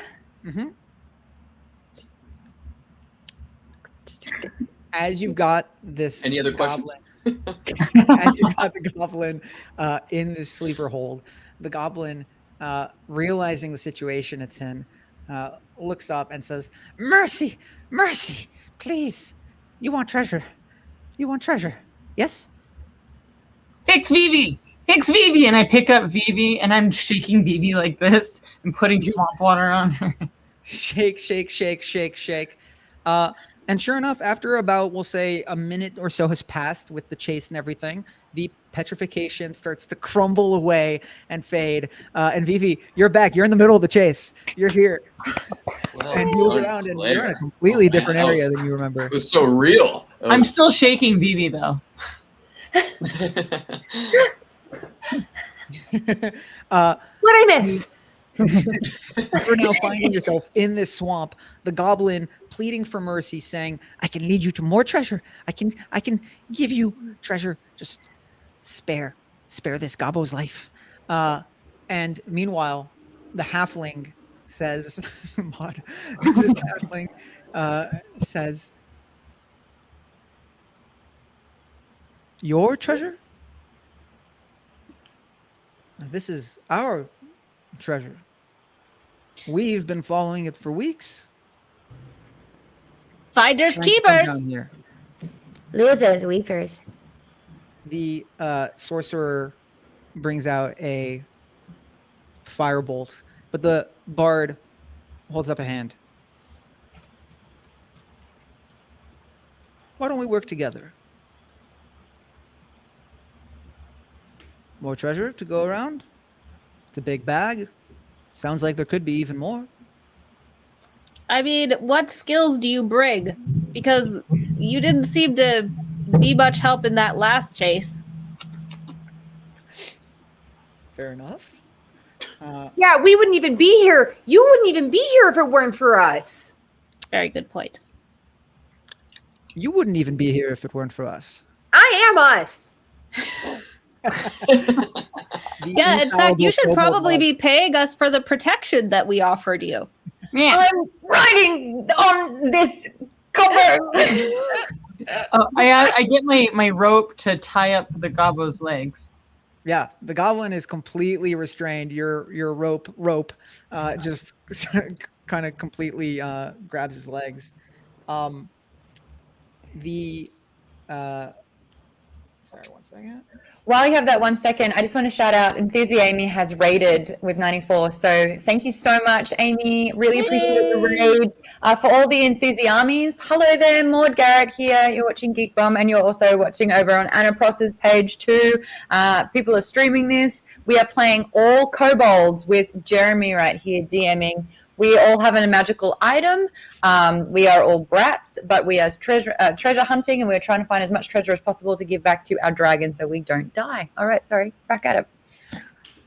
The bard looks up and says, I can heal you as a show of faith if any of you are injured. Show of trust. We came down here for treasure, and this imp stole all of it. We just want what we came for, and we'll head on our way. With Lakari at the bag, I'm looking through the sack. I'm looking through the You bag of open holding. it. Doesn't, I mean, it's just gold. Like, it's hard to make out what's in here. Again, imagine it's a bag of holding, but the bag of holding is so full that all there is gold in it. And so you're like digging around in it. This bag is stuffed. Can It'll I take just- you a long time to figure out all of what's inside here, but you know that there's a ton of wealth in here. Can I just like walk over to the bag and just like place my bag of holding and just try to start scooping stuff in? Or is that maybe not the best idea? If you want I to do love that, it. you can do that. Crispy, Absolutely. we're all in this together.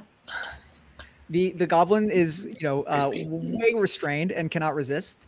That only seems to put the sorcerer and the bard on edge. The sorcerer grabs a healing potion and drinks it, tosses it to the side.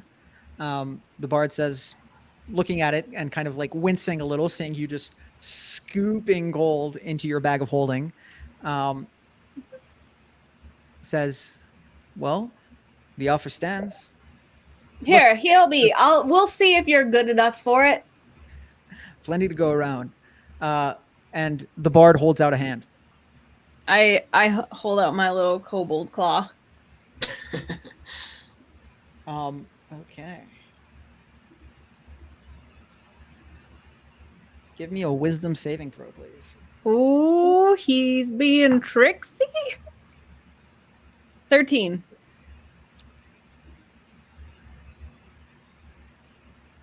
That's just what you needed. Don't try to mess with me. Braid like a steel trap. This damn bard was trying to charm you. I eat him now? Can I eat him now? Yes, we should eat him now. Okay. As you guys go on the attack, I'm going to have everyone roll initiative. Love you. Yeah, baby. Natural 20. Ooh, I got a nat 22. Ah, well, yay. 26. 16. Okay, it's going to give me 1 sec just to organize everything. Yep, no worries, sir. Satine, total, that's what? 23. 23, 16 for Jake. Anna? 14. Claire got a 21. Yeah. Maud? 15. 15. Okay, so that means we've got...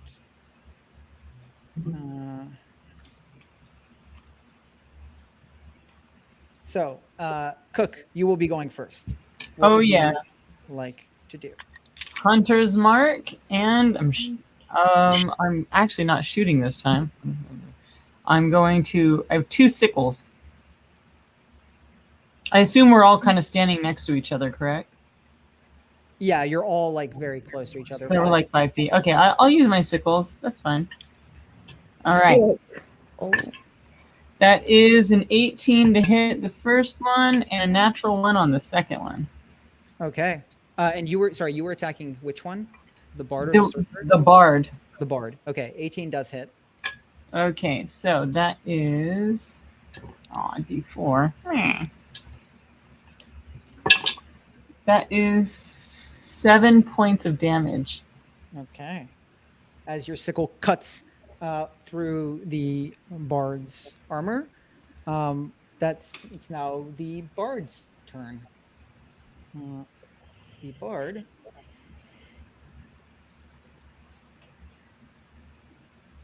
is going to cast Thunderwave. seems like the bard doesn't really care about hitting the sorcerer. I need everyone to make a con saving throw. Oh, shit.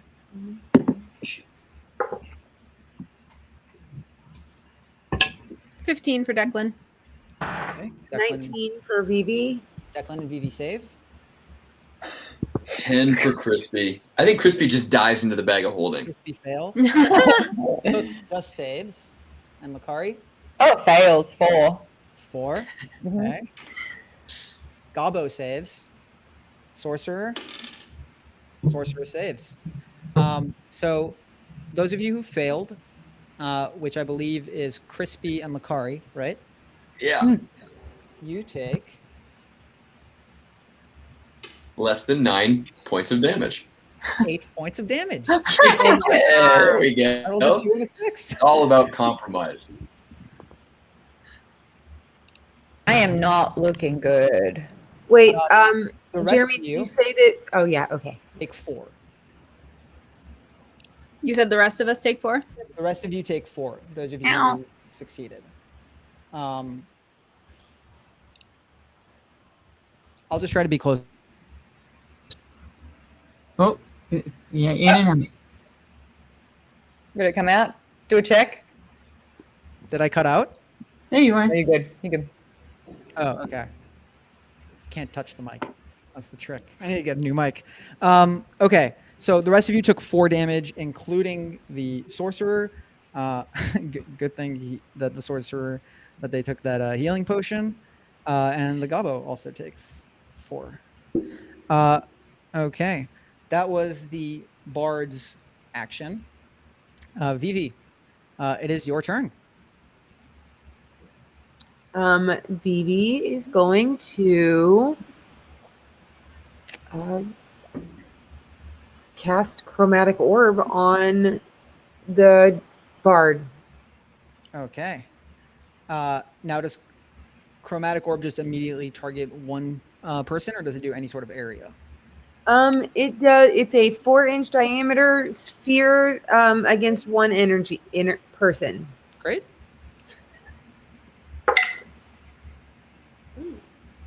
26. That definitely hits. And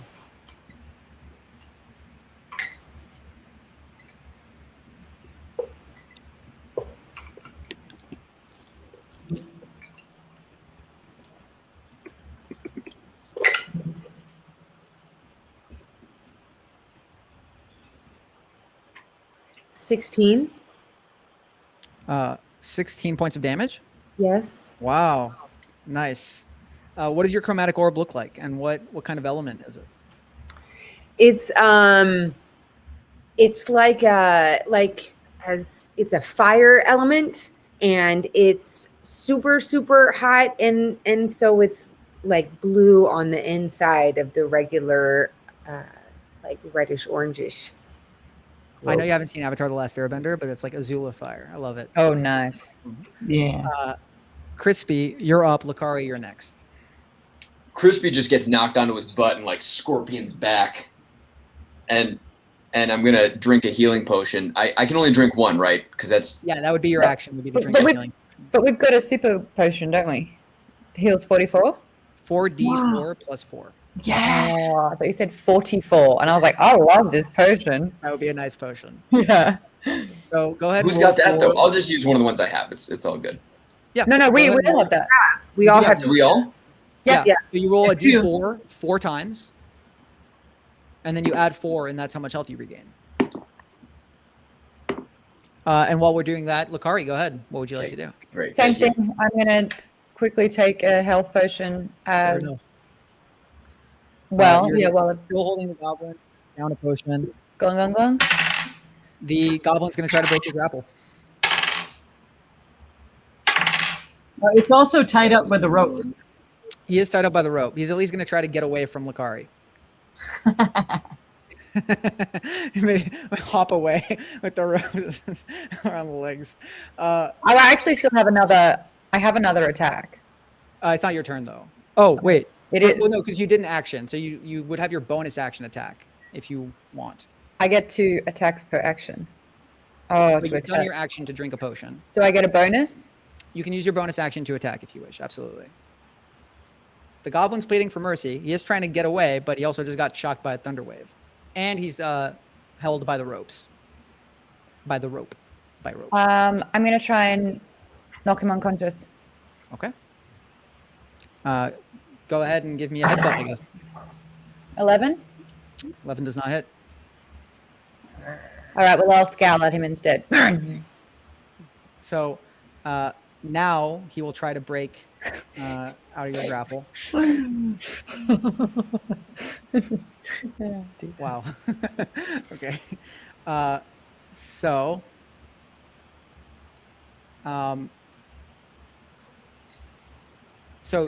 for your grapple, you need to roll strength athletics against his dexterity acrobatics. I was saying dexterity acrobatics before, but that's for escaping the grapple, not holding the grapple.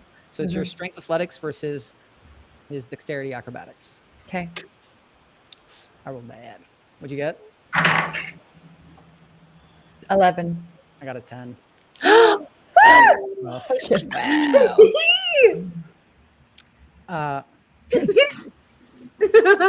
the goblin's going to use a legendary action at the end of its turn and teleport away 30 feet, taking you with it, but out of the immediate area. Okay. Declan, it is your turn, and Cook, you'll be next. Oh, I forgot the sorcerer. Sorcerer will be last. Sorry. Am I still in melee with the bard? Yeah, I guess you would be like right up there because you just shook hands. I guess. I guess I'm just, even though, can I make a ranged attack even though I'm in melee? I guess I could step back. I believe you can. It's just a disadvantage. I'll step back instead. I'll fly up, in fact. Up and back. And the bard is not going to use a reaction. And with rage say, "Don't you know who I am? You can't control this mind." And then I'll shoot an acid arrow at them. So a shimmering green arrow streaks forward, bursts in a spray of acid. My ranged spell attack is +6, I believe. Yep. So that will be 11. 11 does not hit, unfortunately. Dang it! So I do all this monologuing, and then it just kind of. I was going to check, but I think with the miss, maybe it doesn't work as intimidatingly.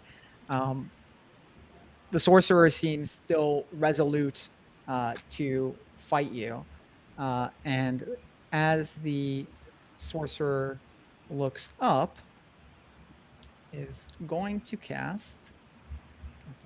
Where is it?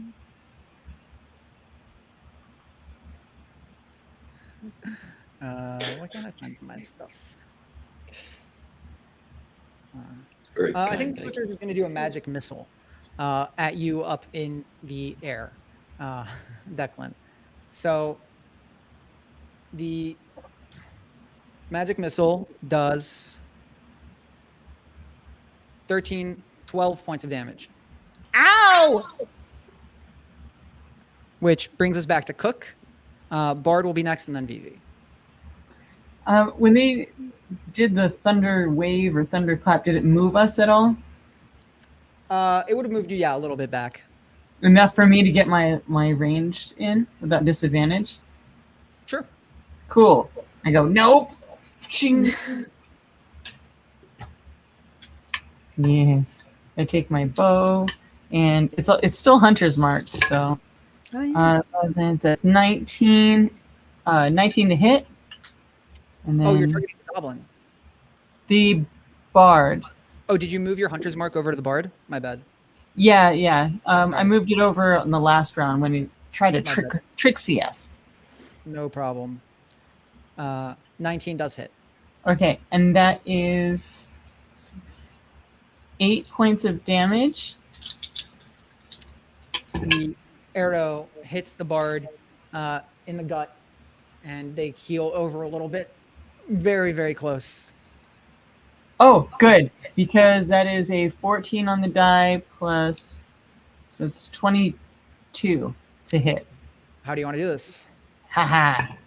Ooh, I rolled high too. Okay. It looks down at, so I plug it with that one, and it keels over, and it looks up, and it just sees me just close enough to not get disadvantage on it, and I'm like, dinner, and it goes right through its eye and just Yeah, and pins it against a tree because there's a tree there. totally. Just and sits there. And the bard is defeated, which leaves only the struggling Gabo, 30 feet away, still bound by a rope and a relentless monk, and the sorcerer, the human sorcerer, who is struggling for sure. So Vivi, it's up to you. Okay. So Vivi would like to turn her attention to the sorcerer and throw firebolt at him. Okay. Yeah, go ahead. Do it. Do it. 21. 21 hits. Make it so. I feel blasphemous saying that with this hat.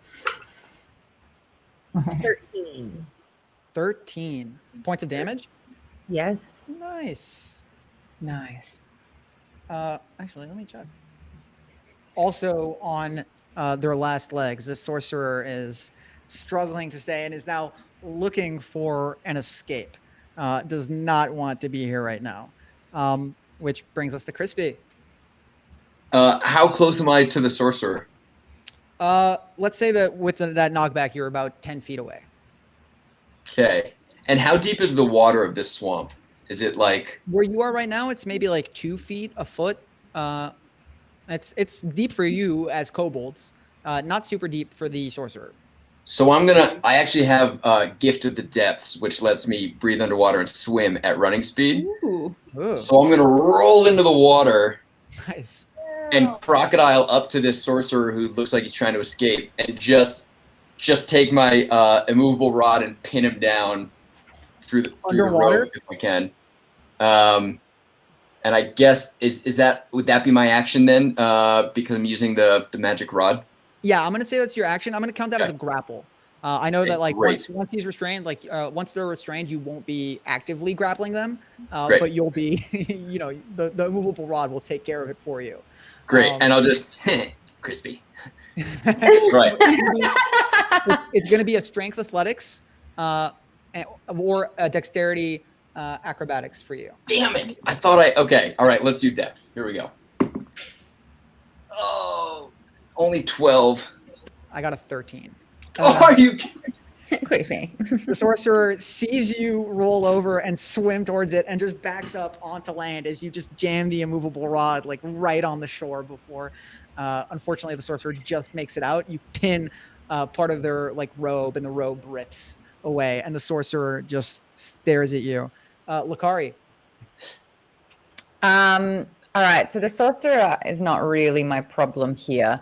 I've got this little squirt trying to shift away from me, which is not. I will lead you to more treasure. More, my master's vault. This is what you're doing, and this is what I need you to do. And so, using my hands, I'm just. I can speak quieter. Huh? What? Mercy. Oh, yeah, that doesn't work on me. I'm evil. So I'm gonna just give it. I guess I want to do an action. I'm just gonna get him down even more health, and then I get 2 hits of that, and then a bonus action. I'm just gonna stun. You're gonna try a stunning strike, But I'm gonna hurt him a little more because, like, yeah. So you need to hit first, right, to get the benefit of the stunning strike. yeah, So go ahead and do that. 1 would hit 23. 23 definitely hits. The other one's a 9. So. That does not hit. No. So you're spending the key point to Not attack. yet. That was just the first attack. I spend a key point for the bonus action to do that. Okay. Yeah. So that was just You my have the creature standard. grappled. It is an active thing. So I know, you're holding it. You can make the one attack. The first one you didn't, but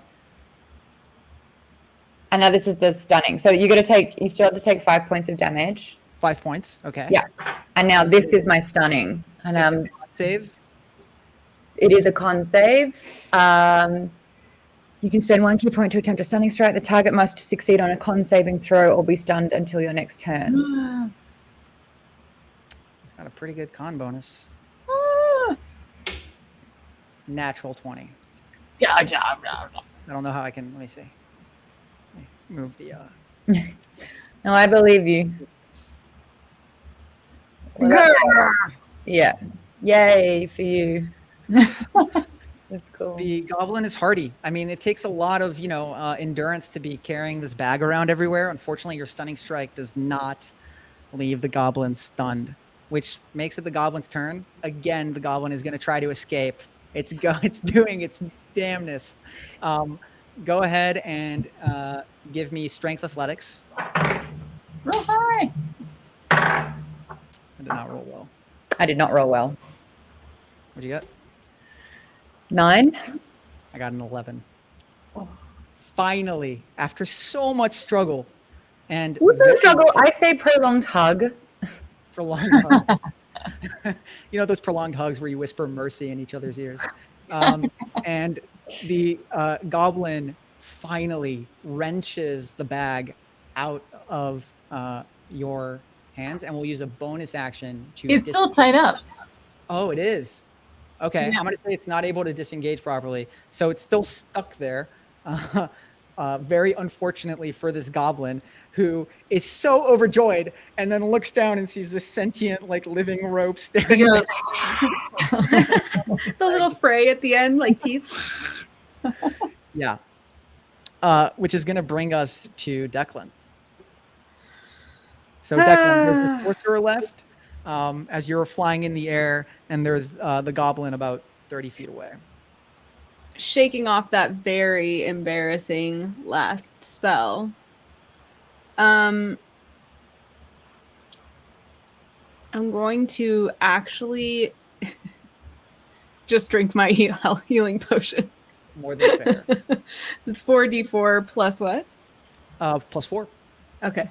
At the end of your turn, the goblin will use a legendary action to teleport away 30 feet. And will teleport deeper into the swamp. So it is now 30 feet away from Lakari and 60 feet away from the rest of you, approximately. Oh. You are muted, Jake. Can I use my movement Sorry, thank after you. drinking my health potion to follow the goblin? Absolutely. So I'll be 30 feet from it then, I guess? Great. Yeah, I'm probably going to need your help keeping track of that with theater of mind. Just keep track of Yeah. your character's relative location, and I'll try to keep it all, Yeah. even and fun. Jake, what were you saying? Sorry? I was just saying we started with 2 greater healing potions. Were they both crazy greater healing, or They we were had both 2? 4d4 plus 4. Both They're of both them. pretty strong. Yep. Okay. Okay. I Great. have one more. Great. Yeah, none of you picked up the ones from the adventure that died in the hall. Oh, no, I forgot. Didn't. Oh, what's wrong with Oh, that? sorry, I don't know why my mic is getting quiet. Hints. What? Tell you what, give me Go us, treasure hunters. Is this any better? Is this louder? Eyes on gold. Okay. Well, that's just Um, it. If the potions weren't shiny, That's right. Then who cares? Yeah. Exactly. So Declan, you used your movement. Yeah. And the sorcerer is now going to go. Let me find this thing.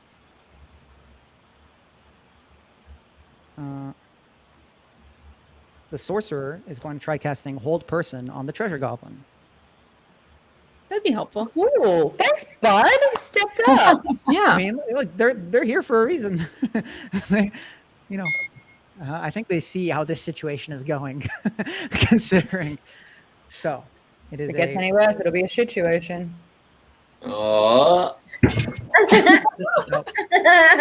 the whole person fails. I just naturally, or I rolled better than the DC.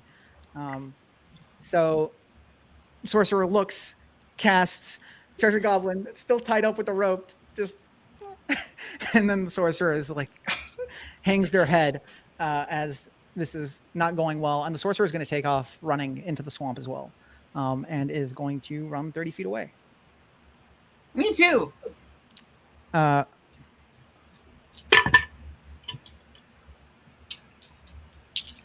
That's going to bring us to the cook.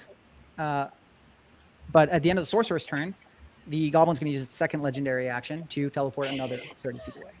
That's cool. I run 30 feet, and so I'm still 60 feet away from it. I got 19, 16 to hit. 16 does hit. And that is 5, 6, 7, 8, 9 points of damage for the first one. I had Hunter's Mark. I wanted to move Hunter's Mark over to it. Okay. Yeah, that'll be your bonus action. Yeah. And the whole natural 20! Oh my gosh. Okay, so that's 3 is 10, 14 plus 14, 15, 16, it's 21 points of damage. How do you want to do this? Oh.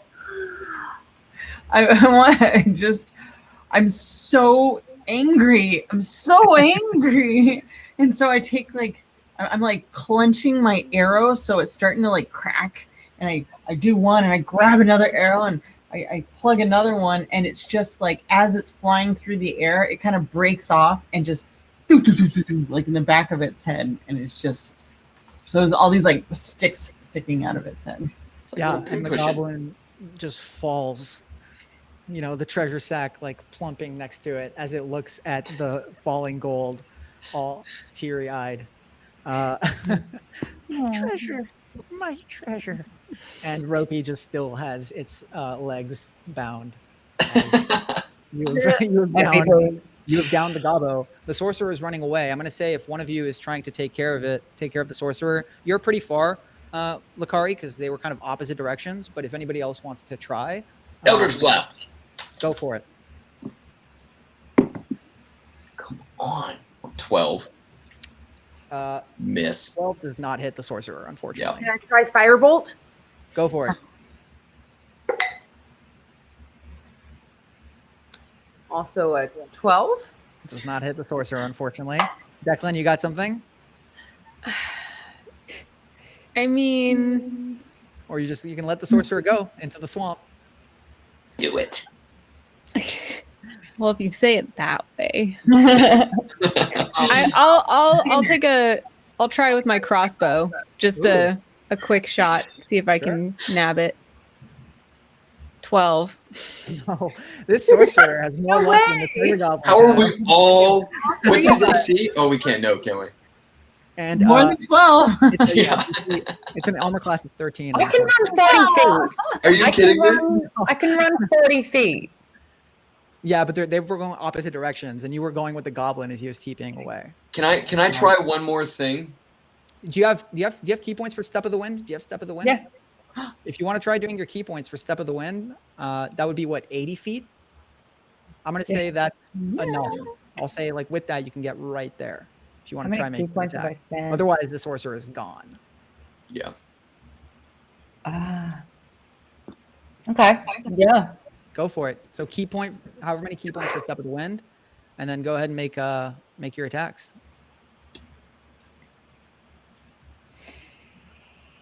Alrighty. I used Step of the Wind. Basically, I can dash as a bonus action on my turn, so I run the 40 feet, and as soon as I hit that 40 feet, I start flying. It's like a long jump that just gains momentum. And as I impact the sorcerer, I obviously want to attack it. So, like, back of the head is the first attack, and then I'm going to follow up straight away with the second attack. And then I'm going to do a flurry after that. So, here I go. 22 crit. How many key points do you have left? 2. Okay.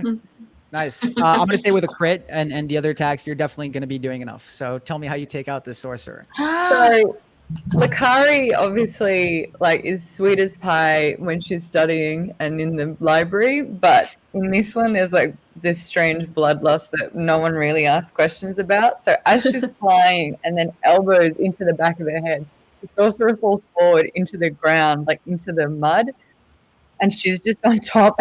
And it's like Fight Club, and she just doesn't stop until someone has to like physically pick her up and take her away, and she's just still swinging. Lakari got stuck again. Can somebody grab her? Who is smart? Books are for my friend. I'll slowly walk up, like I've seen this a million times, and just take one hand and just turn and just. Yeah, the sorcerer is face down in the mud and gone. Is there anything that I can loot though? On the sorcerer? Yeah, Just a couple daggers. I'll take them. Yeah, Are they shiny? they are not, unfortunately. They didn't seem like they had too much. No to health them. potion? No, drink it. Cook. What is rope doing right now? I go, and it's like, and he comes back. Yeah, while I'm heading back over to the bard, and I take out my chalk and I'm starting to like outline pieces. This is the loin. This is the barbecue ribs. As you're drawing and you call to rope, give me either perception or insight. Uh-oh. Could we also do a short rest at some stage? That's up Yes, to you. please. Yeah, I'd like to recover some key points and a bit of healing. That is an 11. Okay. Are we safe to do a short rest here? Who are you asking? It seems safe to me. Can I look around and investigate our surroundings to see if they actually seem safe? Go ahead and give me either perception or survival. Anyone who wants to investigate your surroundings. I'll do Not survival. investigation? I got 22. Okay. Declan's got 22 survival. I've got a 15 perception. 15 perception. Okay. 13. 13 for Lakari. On perception. Yeah. I have negative rolls on both of those, so I'm just going to sit down and just. Good boy, chill. Christy. Good boy. Fair enough. Yeah. And Cook, you're good. I'm good. All right. Are we going to eat the sorcerer? It would be Everyone. a shame to waste it. The bard has more meat.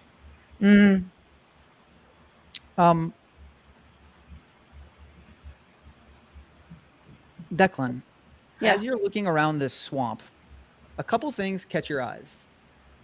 First, this bog that you're in seems very strange.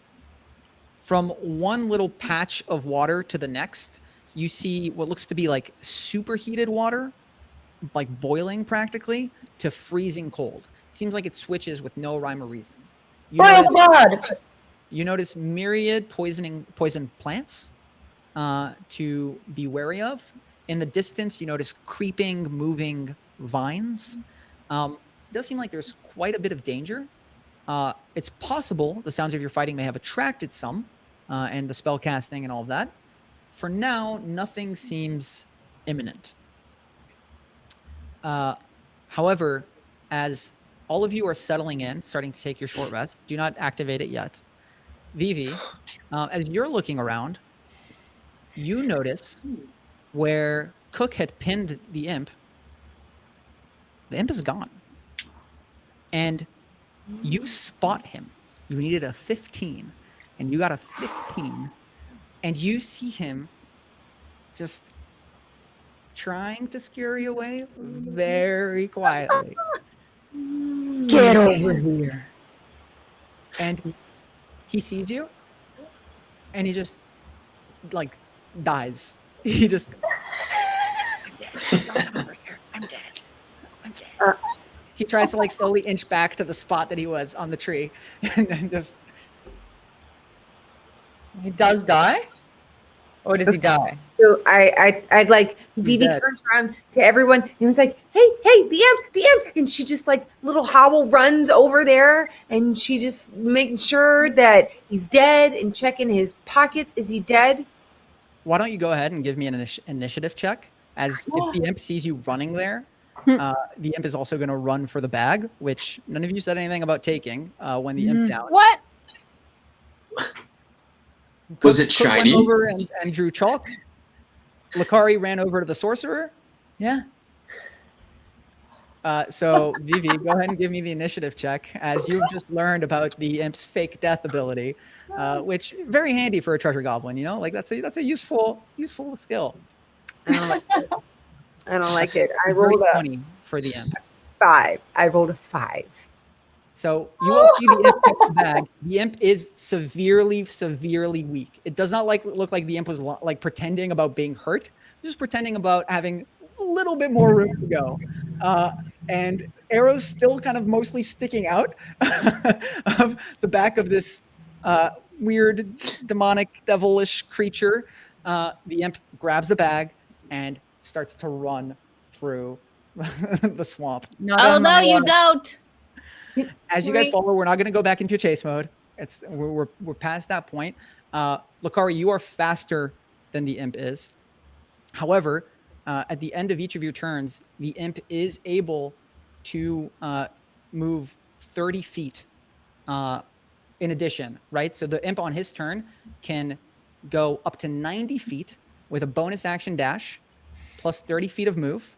And then on your turns can go an additional 60 feet. The imp can go 150 feet. If one of you can find a way to go 150 feet together, aiding each other somehow, if you can go 150 feet, you will be within the 30 feet of him to try to make an attack or get close to him. So for a melee fighter, you might need to go a little more because you guys had some distance from where he started, but you need to make up for a melee about 180, for a ranged about 150 minus whatever your range is. Good. Have you already done that? You tell me how you guys are trying to make up that range, what you guys are trying to do. I know 100% what I'm going to do. I'm going to obviously run, bonus action, step of the wind, tackle, grapple, and I'm his hug buddy again. So real quick, does he not have any disadvantage because of the terrain or anything? Or doesn't seem like the treasure goblin has disadvantage. Seems like pretty familiar with this terrain. Okay. And he's pretty close to us right now, correct? Well, he got the bag first. I'm going to say you need to make up this 150 feet because he won the initiative, essentially with the only person who noticed. He would get to move his stuff first and then be keeping ahead of you. Okay, so he is the full chasing right now, and we'll kind of handle it. You know, he's not going to keep moving after each of your turns. But okay. You need to make up 180 if you want to get to melee, right? Jeez. So your bonus action dash gives you 80. You need another 100 feet? You need another 100 feet. I don't have that. I would like to attempt to slow him down by running 30 feet and shooting him with my longbow. You have 120 foot range? Yeah, I think that's max. Okay, go for it. So, like, for example, your Eldritch Blast, Jake, as well, I think, would potentially... My range is actually my Eldritch Blast will hit, but everything else is 30 feet. I'm just going over everything else I have, and I don't think I have any. And I've got a lot of things that are 120 feet, and I've got fireball at 150. Fireball. We got to crisp it up. No offense, Crispy. It's a dirty 20. And the second one is 17 plus 8, whatever that number is. Okay, so those both definitely hit. Is this better volume, by the way? Yeah. He's going to project a little bit. Sorry, bud. 9 points of damage for the first, 7, 8, 9, 10. That's good. You're good. Yay! The amp is well and truly down. As well done. Got him once. Grab the bag. Keep going. The treasure goblin gave its best. Good on him. Well, the one thing we didn't do is, Crispy, you had this moment where you were shoveling gold off the top into your bag. So why don't you give me a D100, and we're going to kind of scale that up a little bit. So give me a D100 because you were kind of straight up shoveling. That was so cool. Fantastic. All right.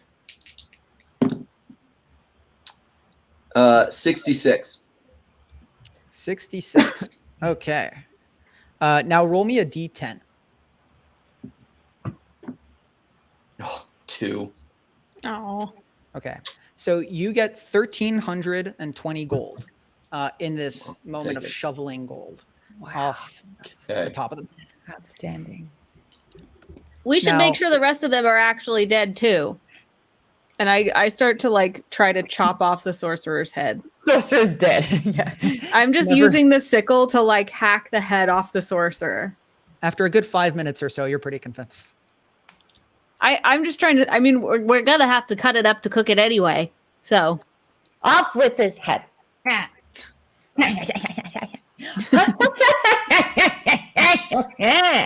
oh, you got your laugh back. Yes. Good job. So what do you all do? Distribute I the fun. scramble for that sack of Yeah, gold I again. scramble for the gold. I get as much Okay. gold as Yeah. I possibly can. I go for jewels, Great. gems. when I see them doing that, then I'm gonna jump in too. Free Yeah, for we're all. all just savages. So Yeah. I'm gonna have everyone roll a D100. The higher you roll, this is like the hungry hippos moment of this game. Hungry Could I- hungry Real quick, Jeremy, kobold. could I also cast minor illusion when I see everybody going for the sack of gold? Could Ooh. I cast minor illusion of like a pile of gold closer to them on the ground? It works for me. I got It a works. 1. Jeez. So sure, I think that requires people to make a perception check to see through it, right? Let me tell you right Against now, whatever let's your see. DC is. Intelligence investigation. Yeah. So each of Minor you roll illusion. an investigation check. To I see choose through. a wheel. I fall for it. 18. Yes, for me. investigation. I apologize. Yeah. 18. So Declan probably saves. What's your spell save? Definitely DC, saves. Christy? 17. 17. Everybody saves. Nobody falls for my tricks. It sounds like Lakari and Cook No, fell for it. I fell for it. You fools! Ha ha ha ha ha! As I run by. So, so you guys will roll a D100 just after, but essentially they will get some of the first pickings up front. So Crispy, Declan, and Vivi, go ahead and give me your D100s. Can I use Mage Hand to start scooping before I get there to get a little extra bonus gold? Totally. Roll D100 with advantage. Oh, okay. Wow. Oh my gosh. I went from 43 to 49. Got those 6 extra. Okay. That's okay. My delay in casting spells meant that I got 12 gold coins on the first grab. Well, it's not, remember, you guys are taking straight from the bag now. So it's not like when you were just hitting it. So it's going to be more. So you got Okay. a 12, Jake. Yeah. Anna got a 49. Mm-hmm. And Claire, what did you get? 63. Okay. Claire, as you're digging through, you managed to get some of the nicer pickings. Go ahead and roll a D4 for me. 2. Nice. Anna, Mm-hmm. go ahead and roll a D4 for me. 2. Okay, nice. And now Jake, go ahead and roll a D4 for me. 1. Finally, Lakari and Cook, both of you just roll D4s. D4. Where's my D4? 4. Wow. And Maud? 1. 1? Yeah. 1. Okay. You all kind of indiscriminately stuff your bags full. Between all of you, there are fancy looking paintings, there are gemstones, there is a ton of value in here. You are sure to have found quite a haul. The large, giant bag of holding, between the 5 of your bags, you completely empty. And you have now fully each have a almost to the brim bag of holding. which means that whatever you're holding in there is probably worth more than, I mean, definitely worth more than 25,000 gold between each of you. Yay! Nice. Is there And a I have specific, meat. And you have meat. And so is there a specific number that each of us should add to our own stash, or is it now just kind of no. okay. When you choose to go back, and you can tell me if you want to take your short rest and do that, I will help you all calculate the treasure hoards that you have essentially gathered from this treasure goblin's bag. And is that based on what we just rolled? That is based on what you just rolled, correct? As I never Yeah, rolled my I didn't roll my 100, but is that because I'm like picking up gold that's not there? Yeah, at first you were at the other one, so you ended up getting what was kind of left. Oh, cool. So as we're settling up our camp for the short rest, Lakari would like to remind everyone that if it wasn't for me, literally by me being carried by the gobbo, I in turn was carrying this fight, and we wouldn't be here or have any gold if it weren't for me. Just pondering that idea. I mean, I celebrate you. Here's a feast. And I like roll out what looks like a sushi roller. And it's just, I had already pre-rolled all the meats, and they're like different kinds of meats from this bard. And I'm like, bring, and it's like all in a roll, and they flop over like dominoes. And this like mechanically is called special food. It's a thing that I can do because I'm a chef. As part of a short rest, you can cook special food for 7 creatures. At the end of the short rest, any creature who eats the food and spends 1 or more hit dice to regain hit points regains an extra D8 hit points. Ooh. Because guess who's getting some health back? This one. That Declan- was me. Declan will also walk up next to Cook and be like, "Here, and I got you this," and throw the sorcerer's head down. A delicacy. Heart eyes. We have 2 potions each or 1 potion each? Depends. Some of you have used one. Yeah. But we started with 2, I've right? used one, so I have 1 left. And it's 4d4 plus 4? But if you're taking a short rest, you can also just roll your hit die. Oh, great. So you have as many hit die as what your level is. Oh, let's do that. What's my hit die? You are a monk. I could be He's wrong. old? I always get the D8s and D10s confused. I think it's Yeah. And you have an extra D8 because of the sushi. what's my Wow, It's a that D8. healed me up to full. It's a Thanks, D8? Cook. Me too. So you Thank get you. 1 extra D8 from Cook. Yeah. But you also can roll up to 5 D8 of your choice. And you regain that plus your con. Yeah, that'd be good. I like Bard sushi.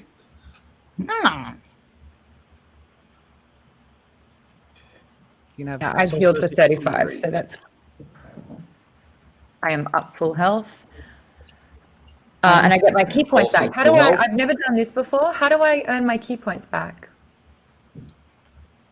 Well, answer me this. Will you guys be returning to your masters with the treasure goblin vanquished? Yeah.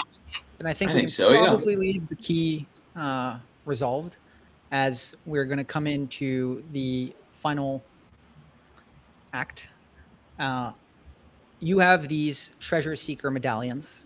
The way you activate them is by touching them and uttering a magic word of your choice. So go ahead and tell me what each of your magic word is that would bring you back to your master. Crispy. Or phrase, up to you. Gold. And Vivi shimmers in golden light and blinks away. Sorry, I should have not backed away from Mike. I think Declan's is just Declan. Nice. Like Shazam. Yeah, And lightning strikes and Declan is gone. you know who I am. The world will remember your name. Yes. I smack mine and go, charcuterie! Oh, I get to put my glasses back on now that I'm not raging it, and I say flabbergasted. Goes back to the bookish Lakari, which we met at the beginning, and Crispy. So keep the pattern going. Crispy. And one by one, in a variety of magical effects, you all disappear. So we're going to take a second to calculate the hoards that you have earned. Yes. This is Money. a little extra math than you usually do in a D&D game, but you guys collected, you destroyed a treasure goblin. You've earned all this wealth that you're about to inherit. So again, keep track of all of this because this matters to your masters. This matters to the draconic patrons who you all serve. So, and if you do well, they will promote you. They will bestow you with gifts, and you will earn honor and reputation among your kin. So starting, I'm going to have each player roll a, let's see. 1, 3, 2. Sorry. Okay. Maud and Jake, Yes. both of you roll 4d6. 4d6. Okay.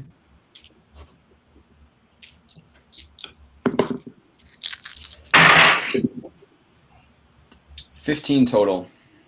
Okay. And now roll a d100. 14 for me.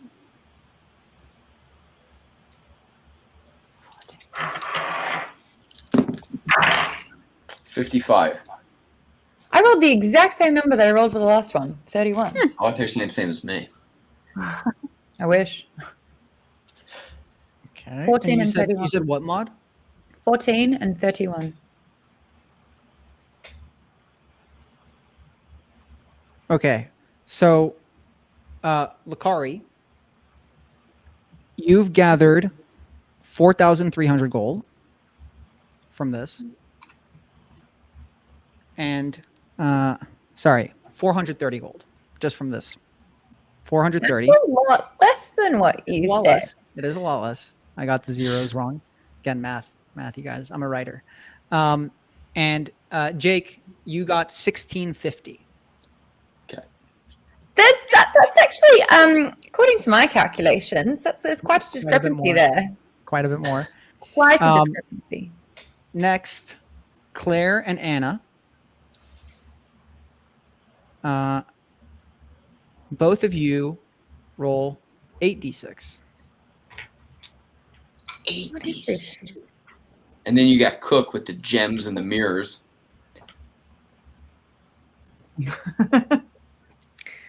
Yeah, this is not sitting well with Lakari. And then a d100. 21. 21. And then the 100? Yep. 61. Nice.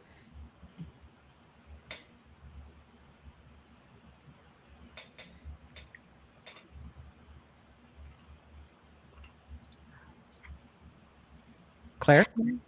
I rolled a 32. Wow. Nice. And then on the D100?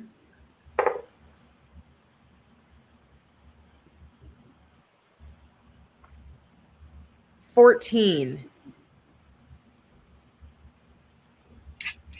Okay. Claire, Vivi, you have recovered 854 gold. And Declan, you have recovered 2,562 gold. Nice. In addition Now- to what I had already, right? In addition to what you had already. Now, Claire, Uh-huh. go ahead and roll 6d6 again. And Cook, go ahead and roll 9d6. Dang.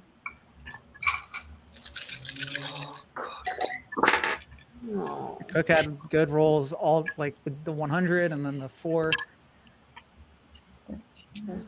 16.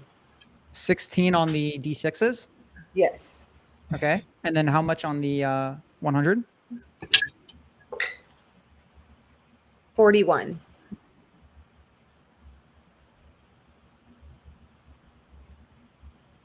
Okay. And what about you, Cook? 29 on the D6s. And on the 100?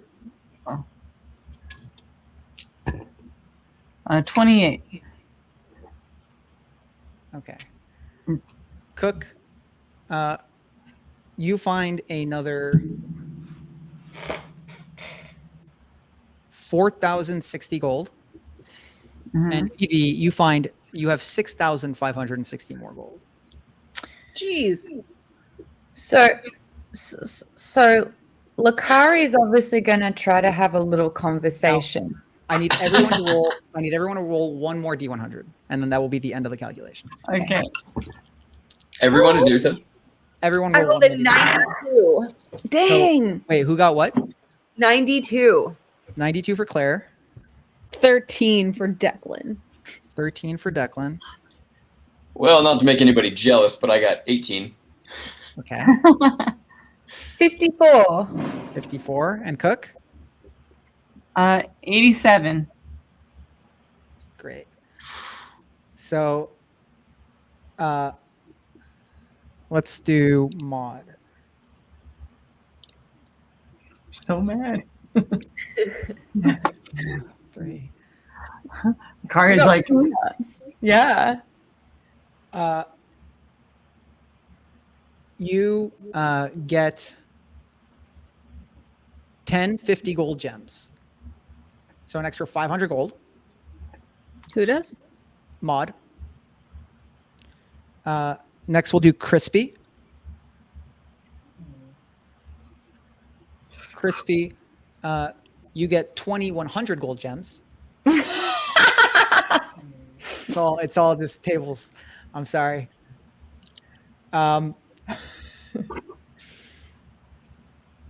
Anna, Declan. Yeah. You get 10 1,000 gold gems. Woo! Oh, nope, 20 1,000 gold gems. Sorry. I don't even have 1,000. Do we know this? Do we know? Okay. 21,000 gold gems. And Claire, you had rolled a 92. Yeah. Claire, you get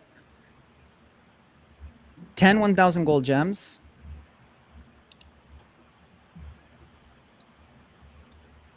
And 5 250 gold art objects. So paintings, little statues, and the like.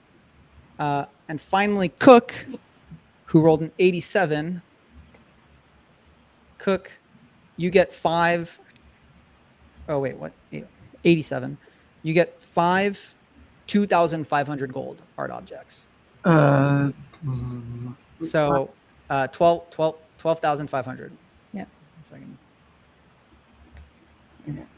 So what's everyone's gold total? Can we pop it in? So add up your totals, and then I will tell you where we are. So we should just basically add those gems and things as gold, like their gold That's right. value. Mm-hmm. This will be really interesting. We should just all. What did I get? 1050? Yeah, 1050 gold. I will do place setting for a second while you guys are adding. As you teleport and are arriving, you magically know how much gold you have in your bag of holding. We'll say this KoBold sense that you've developed over years of treasure seeking, or maybe this innate aptitude for your first time. And you arrive not where you expected to be. You are not in your patron's home. Your patron, a conclave of dragons in Draconia, has a range of mountain peaks that belong to them that you know very well. And immediately as you arrive in this mountain range, you realize you are not home. Instead, you find yourself high in the sky on the tallest mountain peaks you've ever been on. And atop these peaks is a small plateau, thin, maybe 15 feet wide. And across this plateau, past it, is just frosty, chilled air and wispy clouds and the distant shapes of massive dragons that you see just shadowed in the sky. Hundreds of dragons all throughout the sky. And you see there's layers to the shadows, like some are even further away. Do you all have the addition of how much gold? Yes. Okay. So, why don't we start with Lakari? Oh, Lakari, you put it.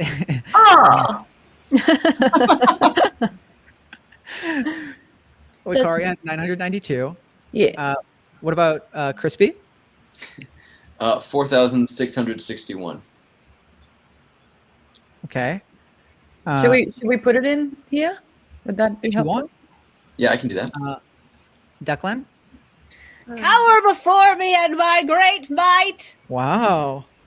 to Okay. 22,783 gold pieces. Vivi?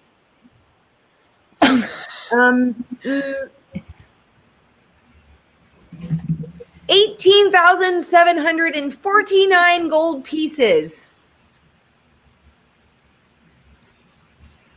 And Cook had 22 to 17. wow. Which means it looks like Declan ended up earning the most. Ha Aside from your Wow. pride, we don't really know what that means yet. And as you stand here atop this peak, you hear a booming but gentle voice in your head. It seems like it's too loud that it just can't restrain itself to be anything less than godly. And you hear, "You have done well, servants. You have exceeded your blood and shown that you carry a dragon's hunger. Now, every dragon and every kobold deserves a horde. But I require an offering. So leave me what you deem right, and I will reward you accordingly." And at the end of this plateau, you see a statue. It is a statue of a dragon. Very modest statue. You recognize the statue immediately as a statue of Astilabor, who is the neutral dragon goddess of acquisitiveness and wealth. Every dragon will pretty much make a prayer or leave some sort of ornament to this god on their hoard in order to receive protection, that their hoard may grow and riches may be gained. And the belief with Astilabor is the more you give, the more you get. But a dragon must also have their pride, and you must maintain your hoard as well. So it's up to you how much you leave upon Astilabor's pedestal, where a basin sits with a 12-faceted gem encrusted upon it. And just as you see the statue, which upon inspection, and you've seen probably statues like this before, maybe none so cleanly and detail and with so much detail to it, it seems to shimmer the material of the statue with all it seems to growl low. It shimmers in all the colors of the chromatic and metallic spectrum. Both spectrums. And just as this kind of understated but beautiful statue and this voice calls to you, another voice enters your heads. Foolish. She wishes to take your wealth. For what? For your obedience? Bring me your offering instead. Give me everything you have, and show that you recognize where you stand before me. Give me what I desire, and I will grant you greatness. Offend me, and I will not be kind. And upon the other side of this plateau, upon which you stand in the middle, you see a massive statue of the god you recognize as the dragon god Task, who is the chaotic evil dragon god of greed and selfishness. He is known as the taker and the holder. His statue, which smells of sulfur and bursts with like volcanic seams across it, stands tall, looming huge and imposing and egotistical upon this mountain of upon which you stand. The hide of this dragon is neither chromatic nor metallic. It is covered in gemstones and gold coins to the point that you cannot see the skin beneath. Sick. There is a raised hole before it. Imagine like an uncovered well upon which a dark pitch black portal sits. And both voices at the same time say, make your choice. Bye, guys.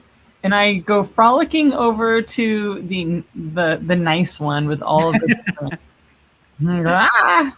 Okay. And easy enough. I'm like, that was fun.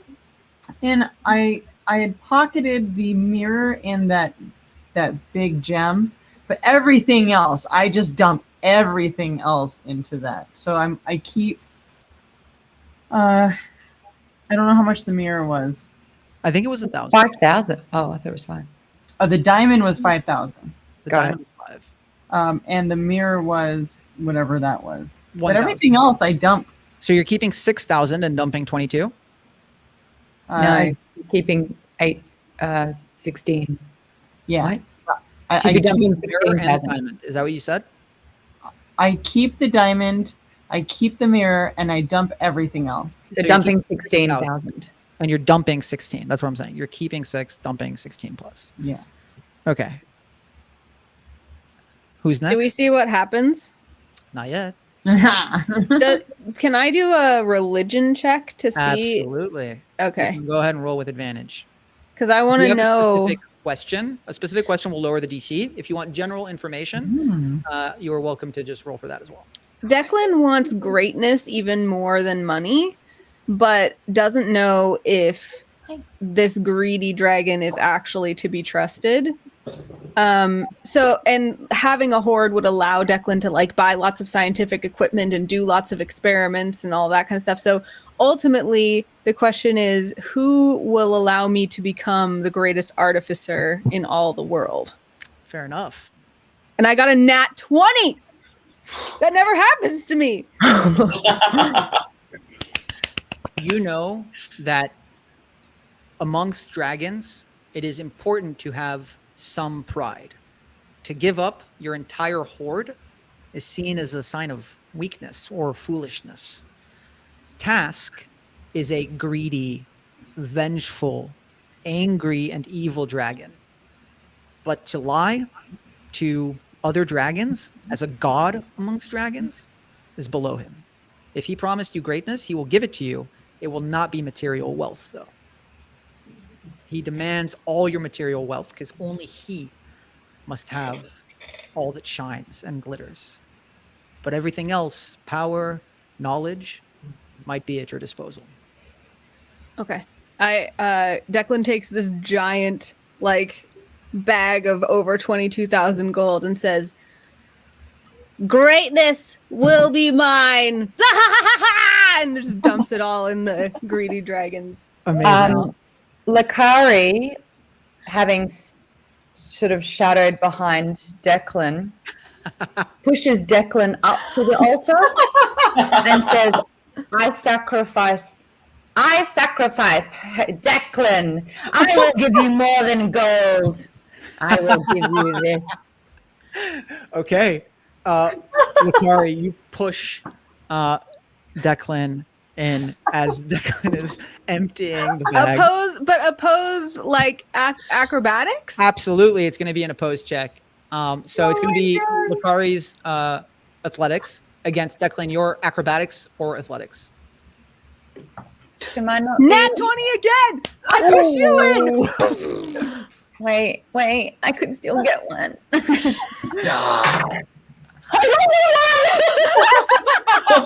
Declan, if you would like to trip Lakari instead and pull a Tai Chi, Use your movement against use your you. energy against you, Yeah. that is up to you. my And on that God. one, I'm sorry, Lakari, but worse gets worse. So what would you like to do, Declan? So Declan is like, greatness will be mine! And then Lakari comes up like, haha! And Declan just like grabs Lakari's little claws and like wrestler move, just slams Lakari down on top of the gold as it falls. And then Lakari's little measly bag of under 1,000 gold, lifts that up and kind of like disdainfully drops that in as well. And Lakari falls. Rude. Oh, salt in the wounds. Hey, Jeremy, that text message that I sent 2 texts ago, does that impact this at all, would you say? Secrets!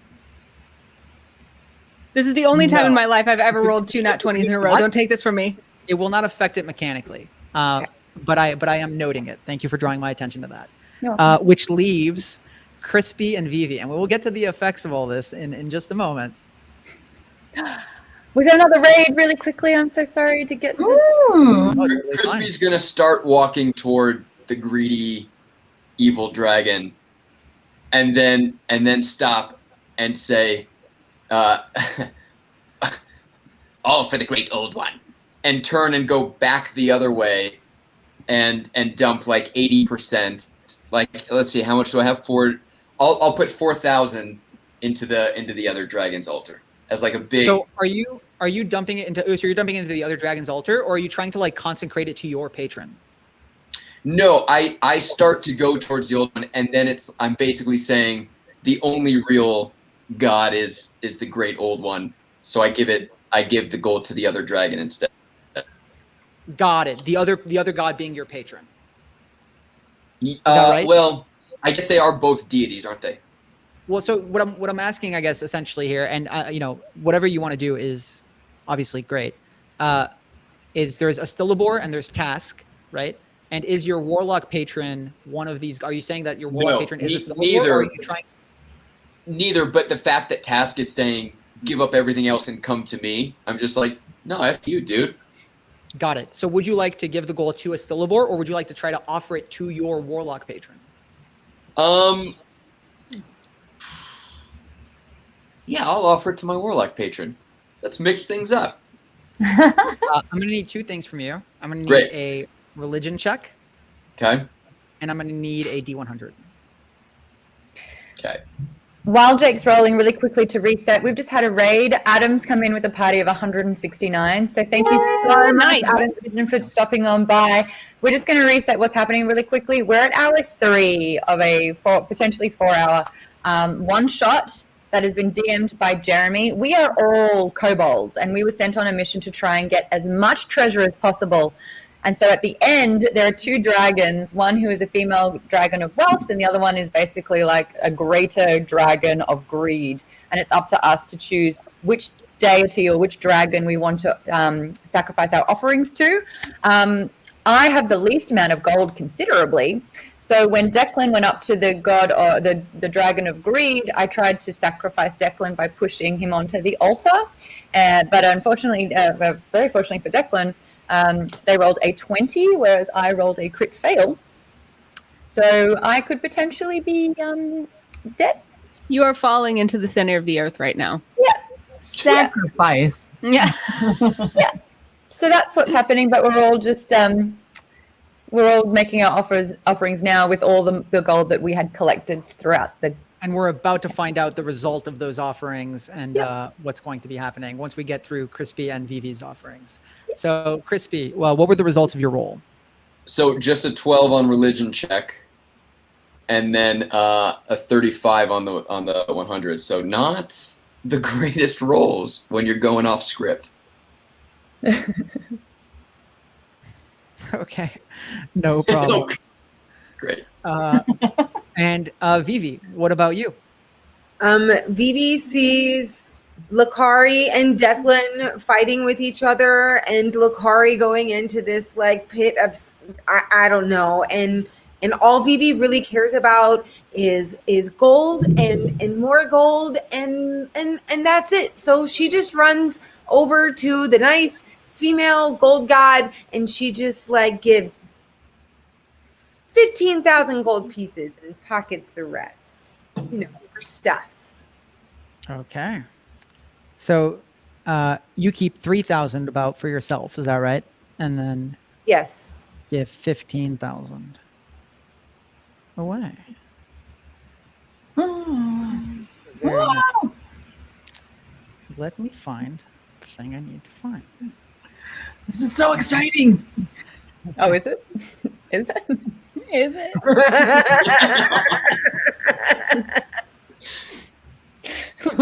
So,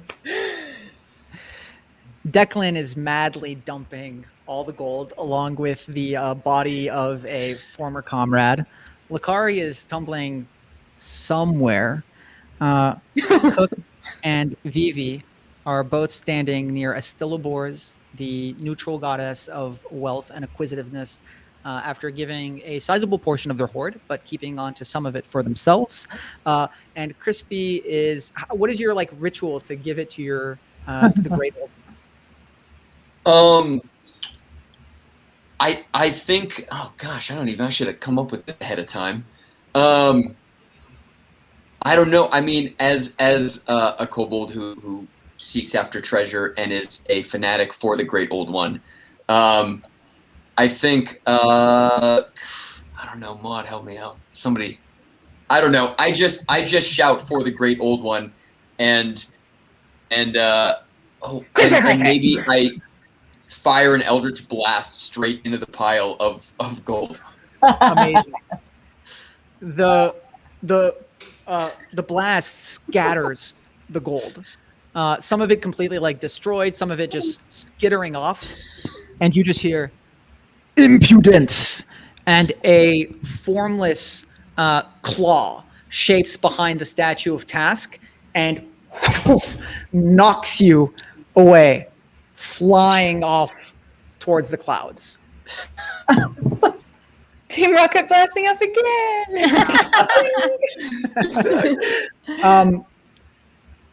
Meanwhile, or as this happens, the statue of Astilibor seems to smile upon Cook and Vivi. And it says, "Good. You have shown your dedication and your respect. But you have kept wealth for yourself as well, as a dragon should. Such is the way of dragons. And today, you take a step closer towards that fate." Two formless claws touch your foreheads, and you may choose to either become a dragonborn or become a winged kobold. Oh, Whoa, cool. oh, but aren't they hated by the other kobolds? Oh. Not in this world. Okay. In this world, they are just more draconic. They are closer to the draconic ideals. I want wings. I know, me too. I love me. I just want me plus wings. Me too.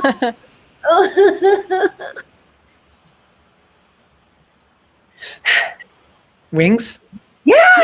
Tell me what your wings look like as this energy flows into you, this bright, kind of platinum-ish golden light that starts to change with every color to be whatever color your wings would take. Okay, so my wings at the top are dark gray, like most of my body, and as they scale or down, or feather down, the tips of them are the same gold that the in shading that my scales are. Yeah, and mine's like the opposite. So mine's like the gold that that I am, but then it gets lighter up at the edges. And I go, and I go over to Vivi, and I'm like, and we just start flying. Declan just scoffs like, wings, measly wings, and just looks expectantly at the other altar. Lakara could use some wings. Sure could. Yeah. Astilibor looks upon you in your new winged forms as you're, 5-10 feet in the air now. Who needs to walk anymore? And smiles again upon you both and says, "I take you both into my care and will show you the path towards dragonhood." Thank you. On the other side, Declan. Task's eyes glow that volcanic red and orange as he stares upon you. "You have given me much gold. You have overcome treachery. You seek unlimited power. I will grant you the greatness that you seek. Speak it, and it shall be yours. Oh. No pressure. I wish for unlimited knowledge. And the formless claws that you've been seeing, this one starts to take shape. The scales forming as it reaches down. I mean, gigantic. The claw itself maybe 30 feet. As you see, again, gold gemstones, as it places itself above your head, and then it just seems to cast like bright, not bright, like a pure black light upon you that just blocks everything out. And Declan, as this light overcomes you and starts to fill your mind with knowledge, you find yourself bursting to the seams. You're worried that it might be too much for you to handle. You're flying very close to the sun, Icarus. Fire! Fire! But your body starts to shift and change to encompass the knowledge. And when the light retracts, we see a young dragon sitting before us. What color are you, Declan? Well, I was green as a kobold, but I feel like if I'm getting my power from this, I would maybe be black. You got green acid, so that's Yeah. really good. Yeah. I think I'm like a very, very dark green with like oil sheen. Yes.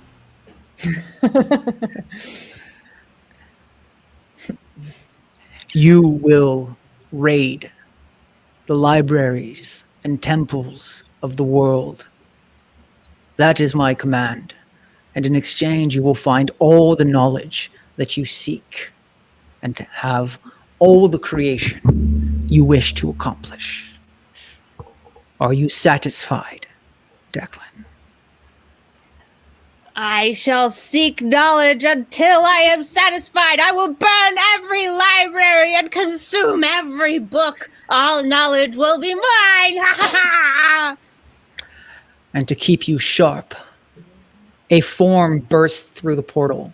And where Lakari once was, you see Lakari's shape actively shifting into a draconic form as well. For your treachery, I reward you too. Ah, yes, You an will assistant. take- Every good, intelligent person needs an assistant. You will take and take and take, and all that you take will be mine. You will not die. You will not sleep. This is shit. Your life will be strength, and you will earn greatness. You will earn greatness until you dominate your foes. Yeah. Lakar, read them and weep. Yep. We are kin now, Lakari. You are of the blood of Task. And once this god departs, this mantle will be up for grabs.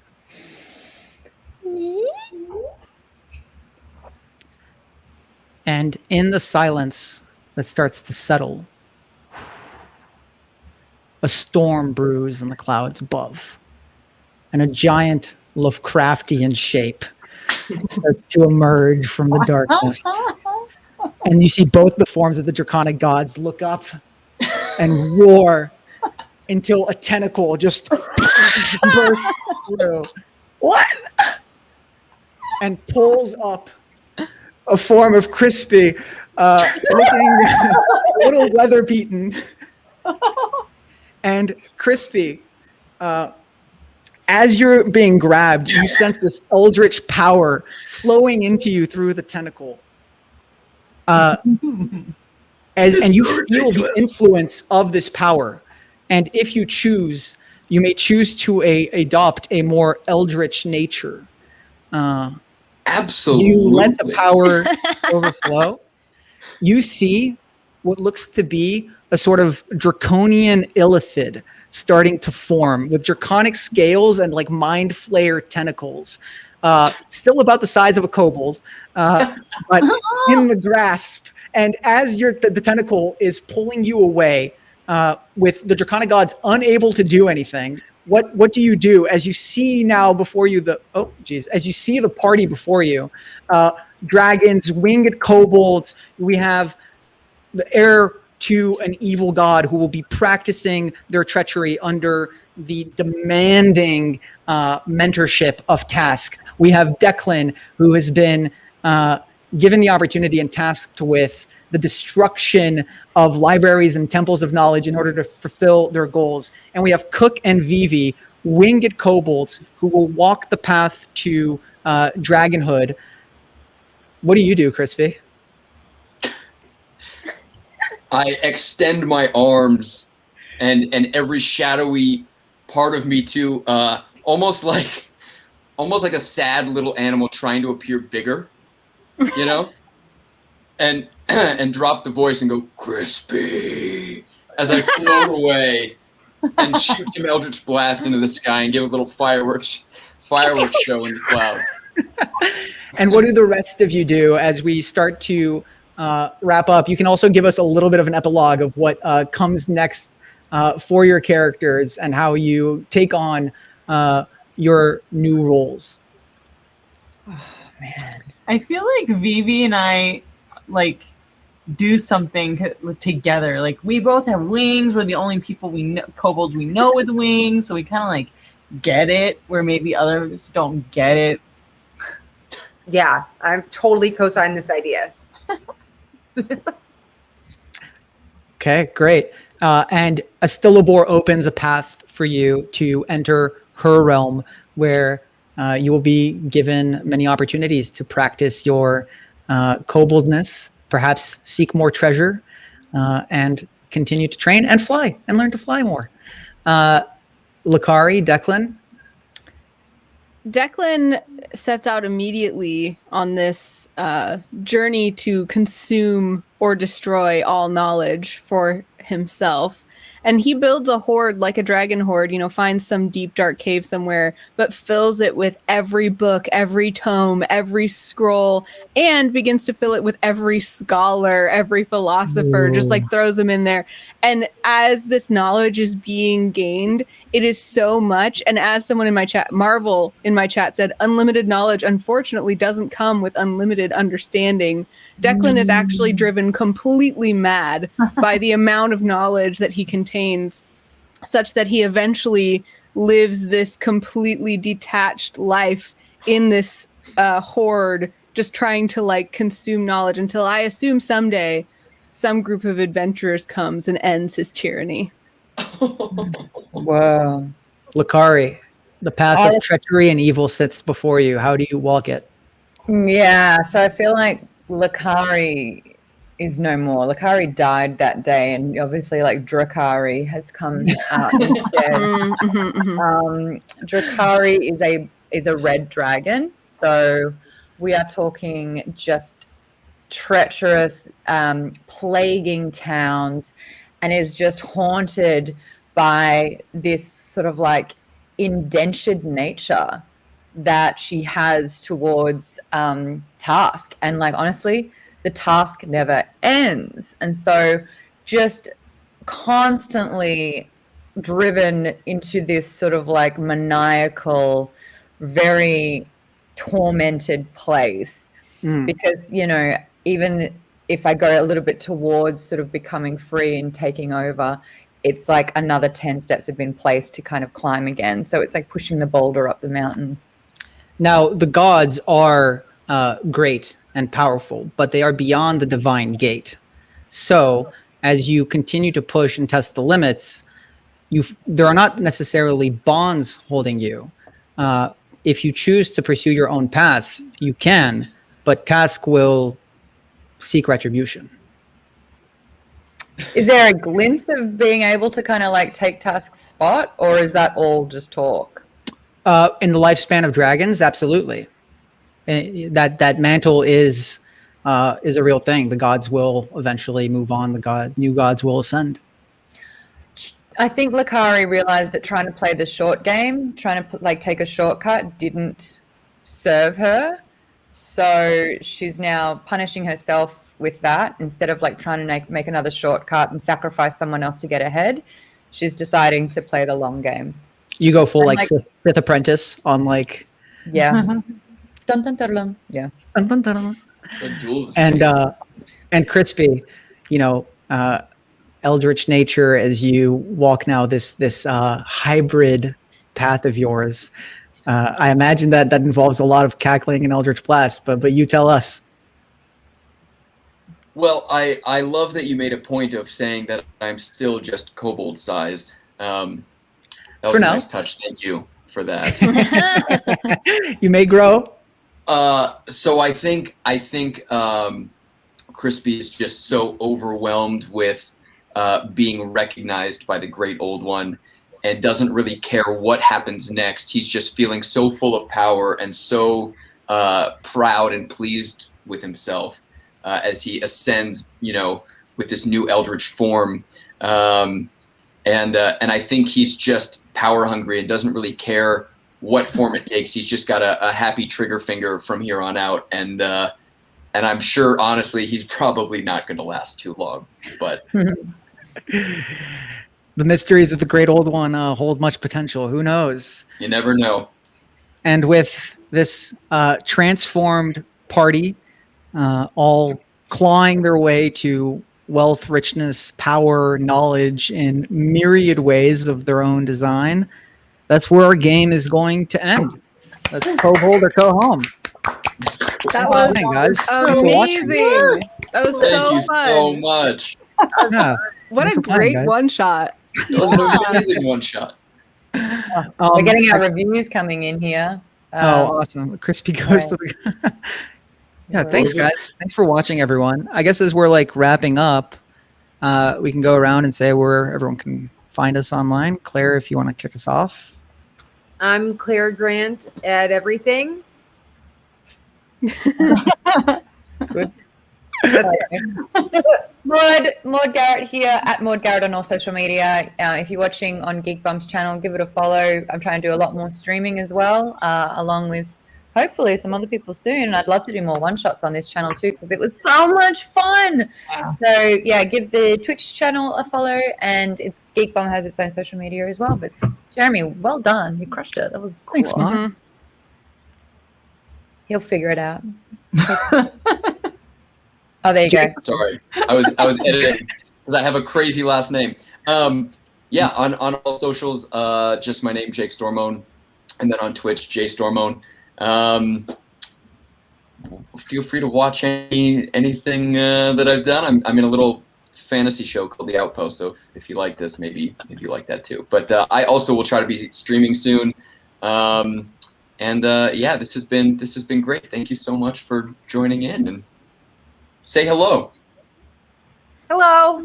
Hi. Hello. You can find me at Anna Prosser anywhere on the internet, including .com.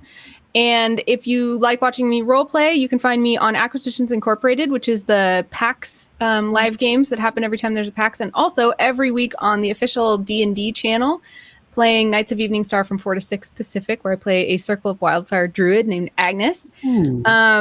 And if you are looking for some fantasy-inspired streetwear to show off your love for D&D in a subtle way, check out cantripbrand.com, where you can find such things as this D20 bouquet cropped hoodie. Thanks for having me. That was fun.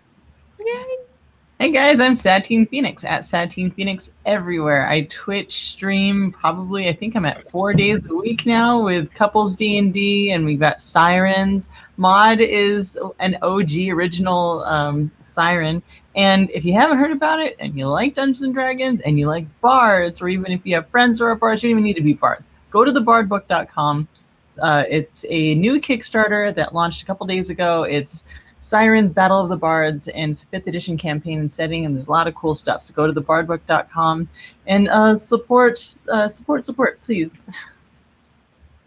And you can find me on Twitter. That's usually the best place to go. I'm at Jeremy Malul on there. But if you want to see more D&D or role-playing game related stuff from me, I make videos about D&D and other nerdy things like LARP on YouTube at ImaginaryJeremy. And I also publish and create my own Dungeons & Dragons content, which you can find on the DMs Guild.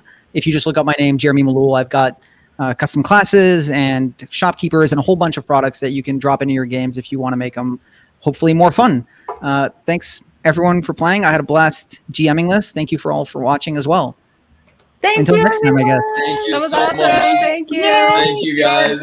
Hats off to you. Thank you. Well done, Jeremy. Yes. That was so yeah, fun. Amazing. Jake, Stormforged Amazing. dice. Quick, Jake, Stormforged dice. Oh, true. I've also created a line of D&D dice called Stormforged, which is a partnership with Die Hard Dice. So if you go to dieharddice.com/Stormforged, we've got 2 sets right now. Each has 3 different variations, and a third is on its way. Nice. So Yay! cool. We got that in. Whew, well done, everyone. Alrighty. Take care. Bye, guys. Thank you. Good night. Bye.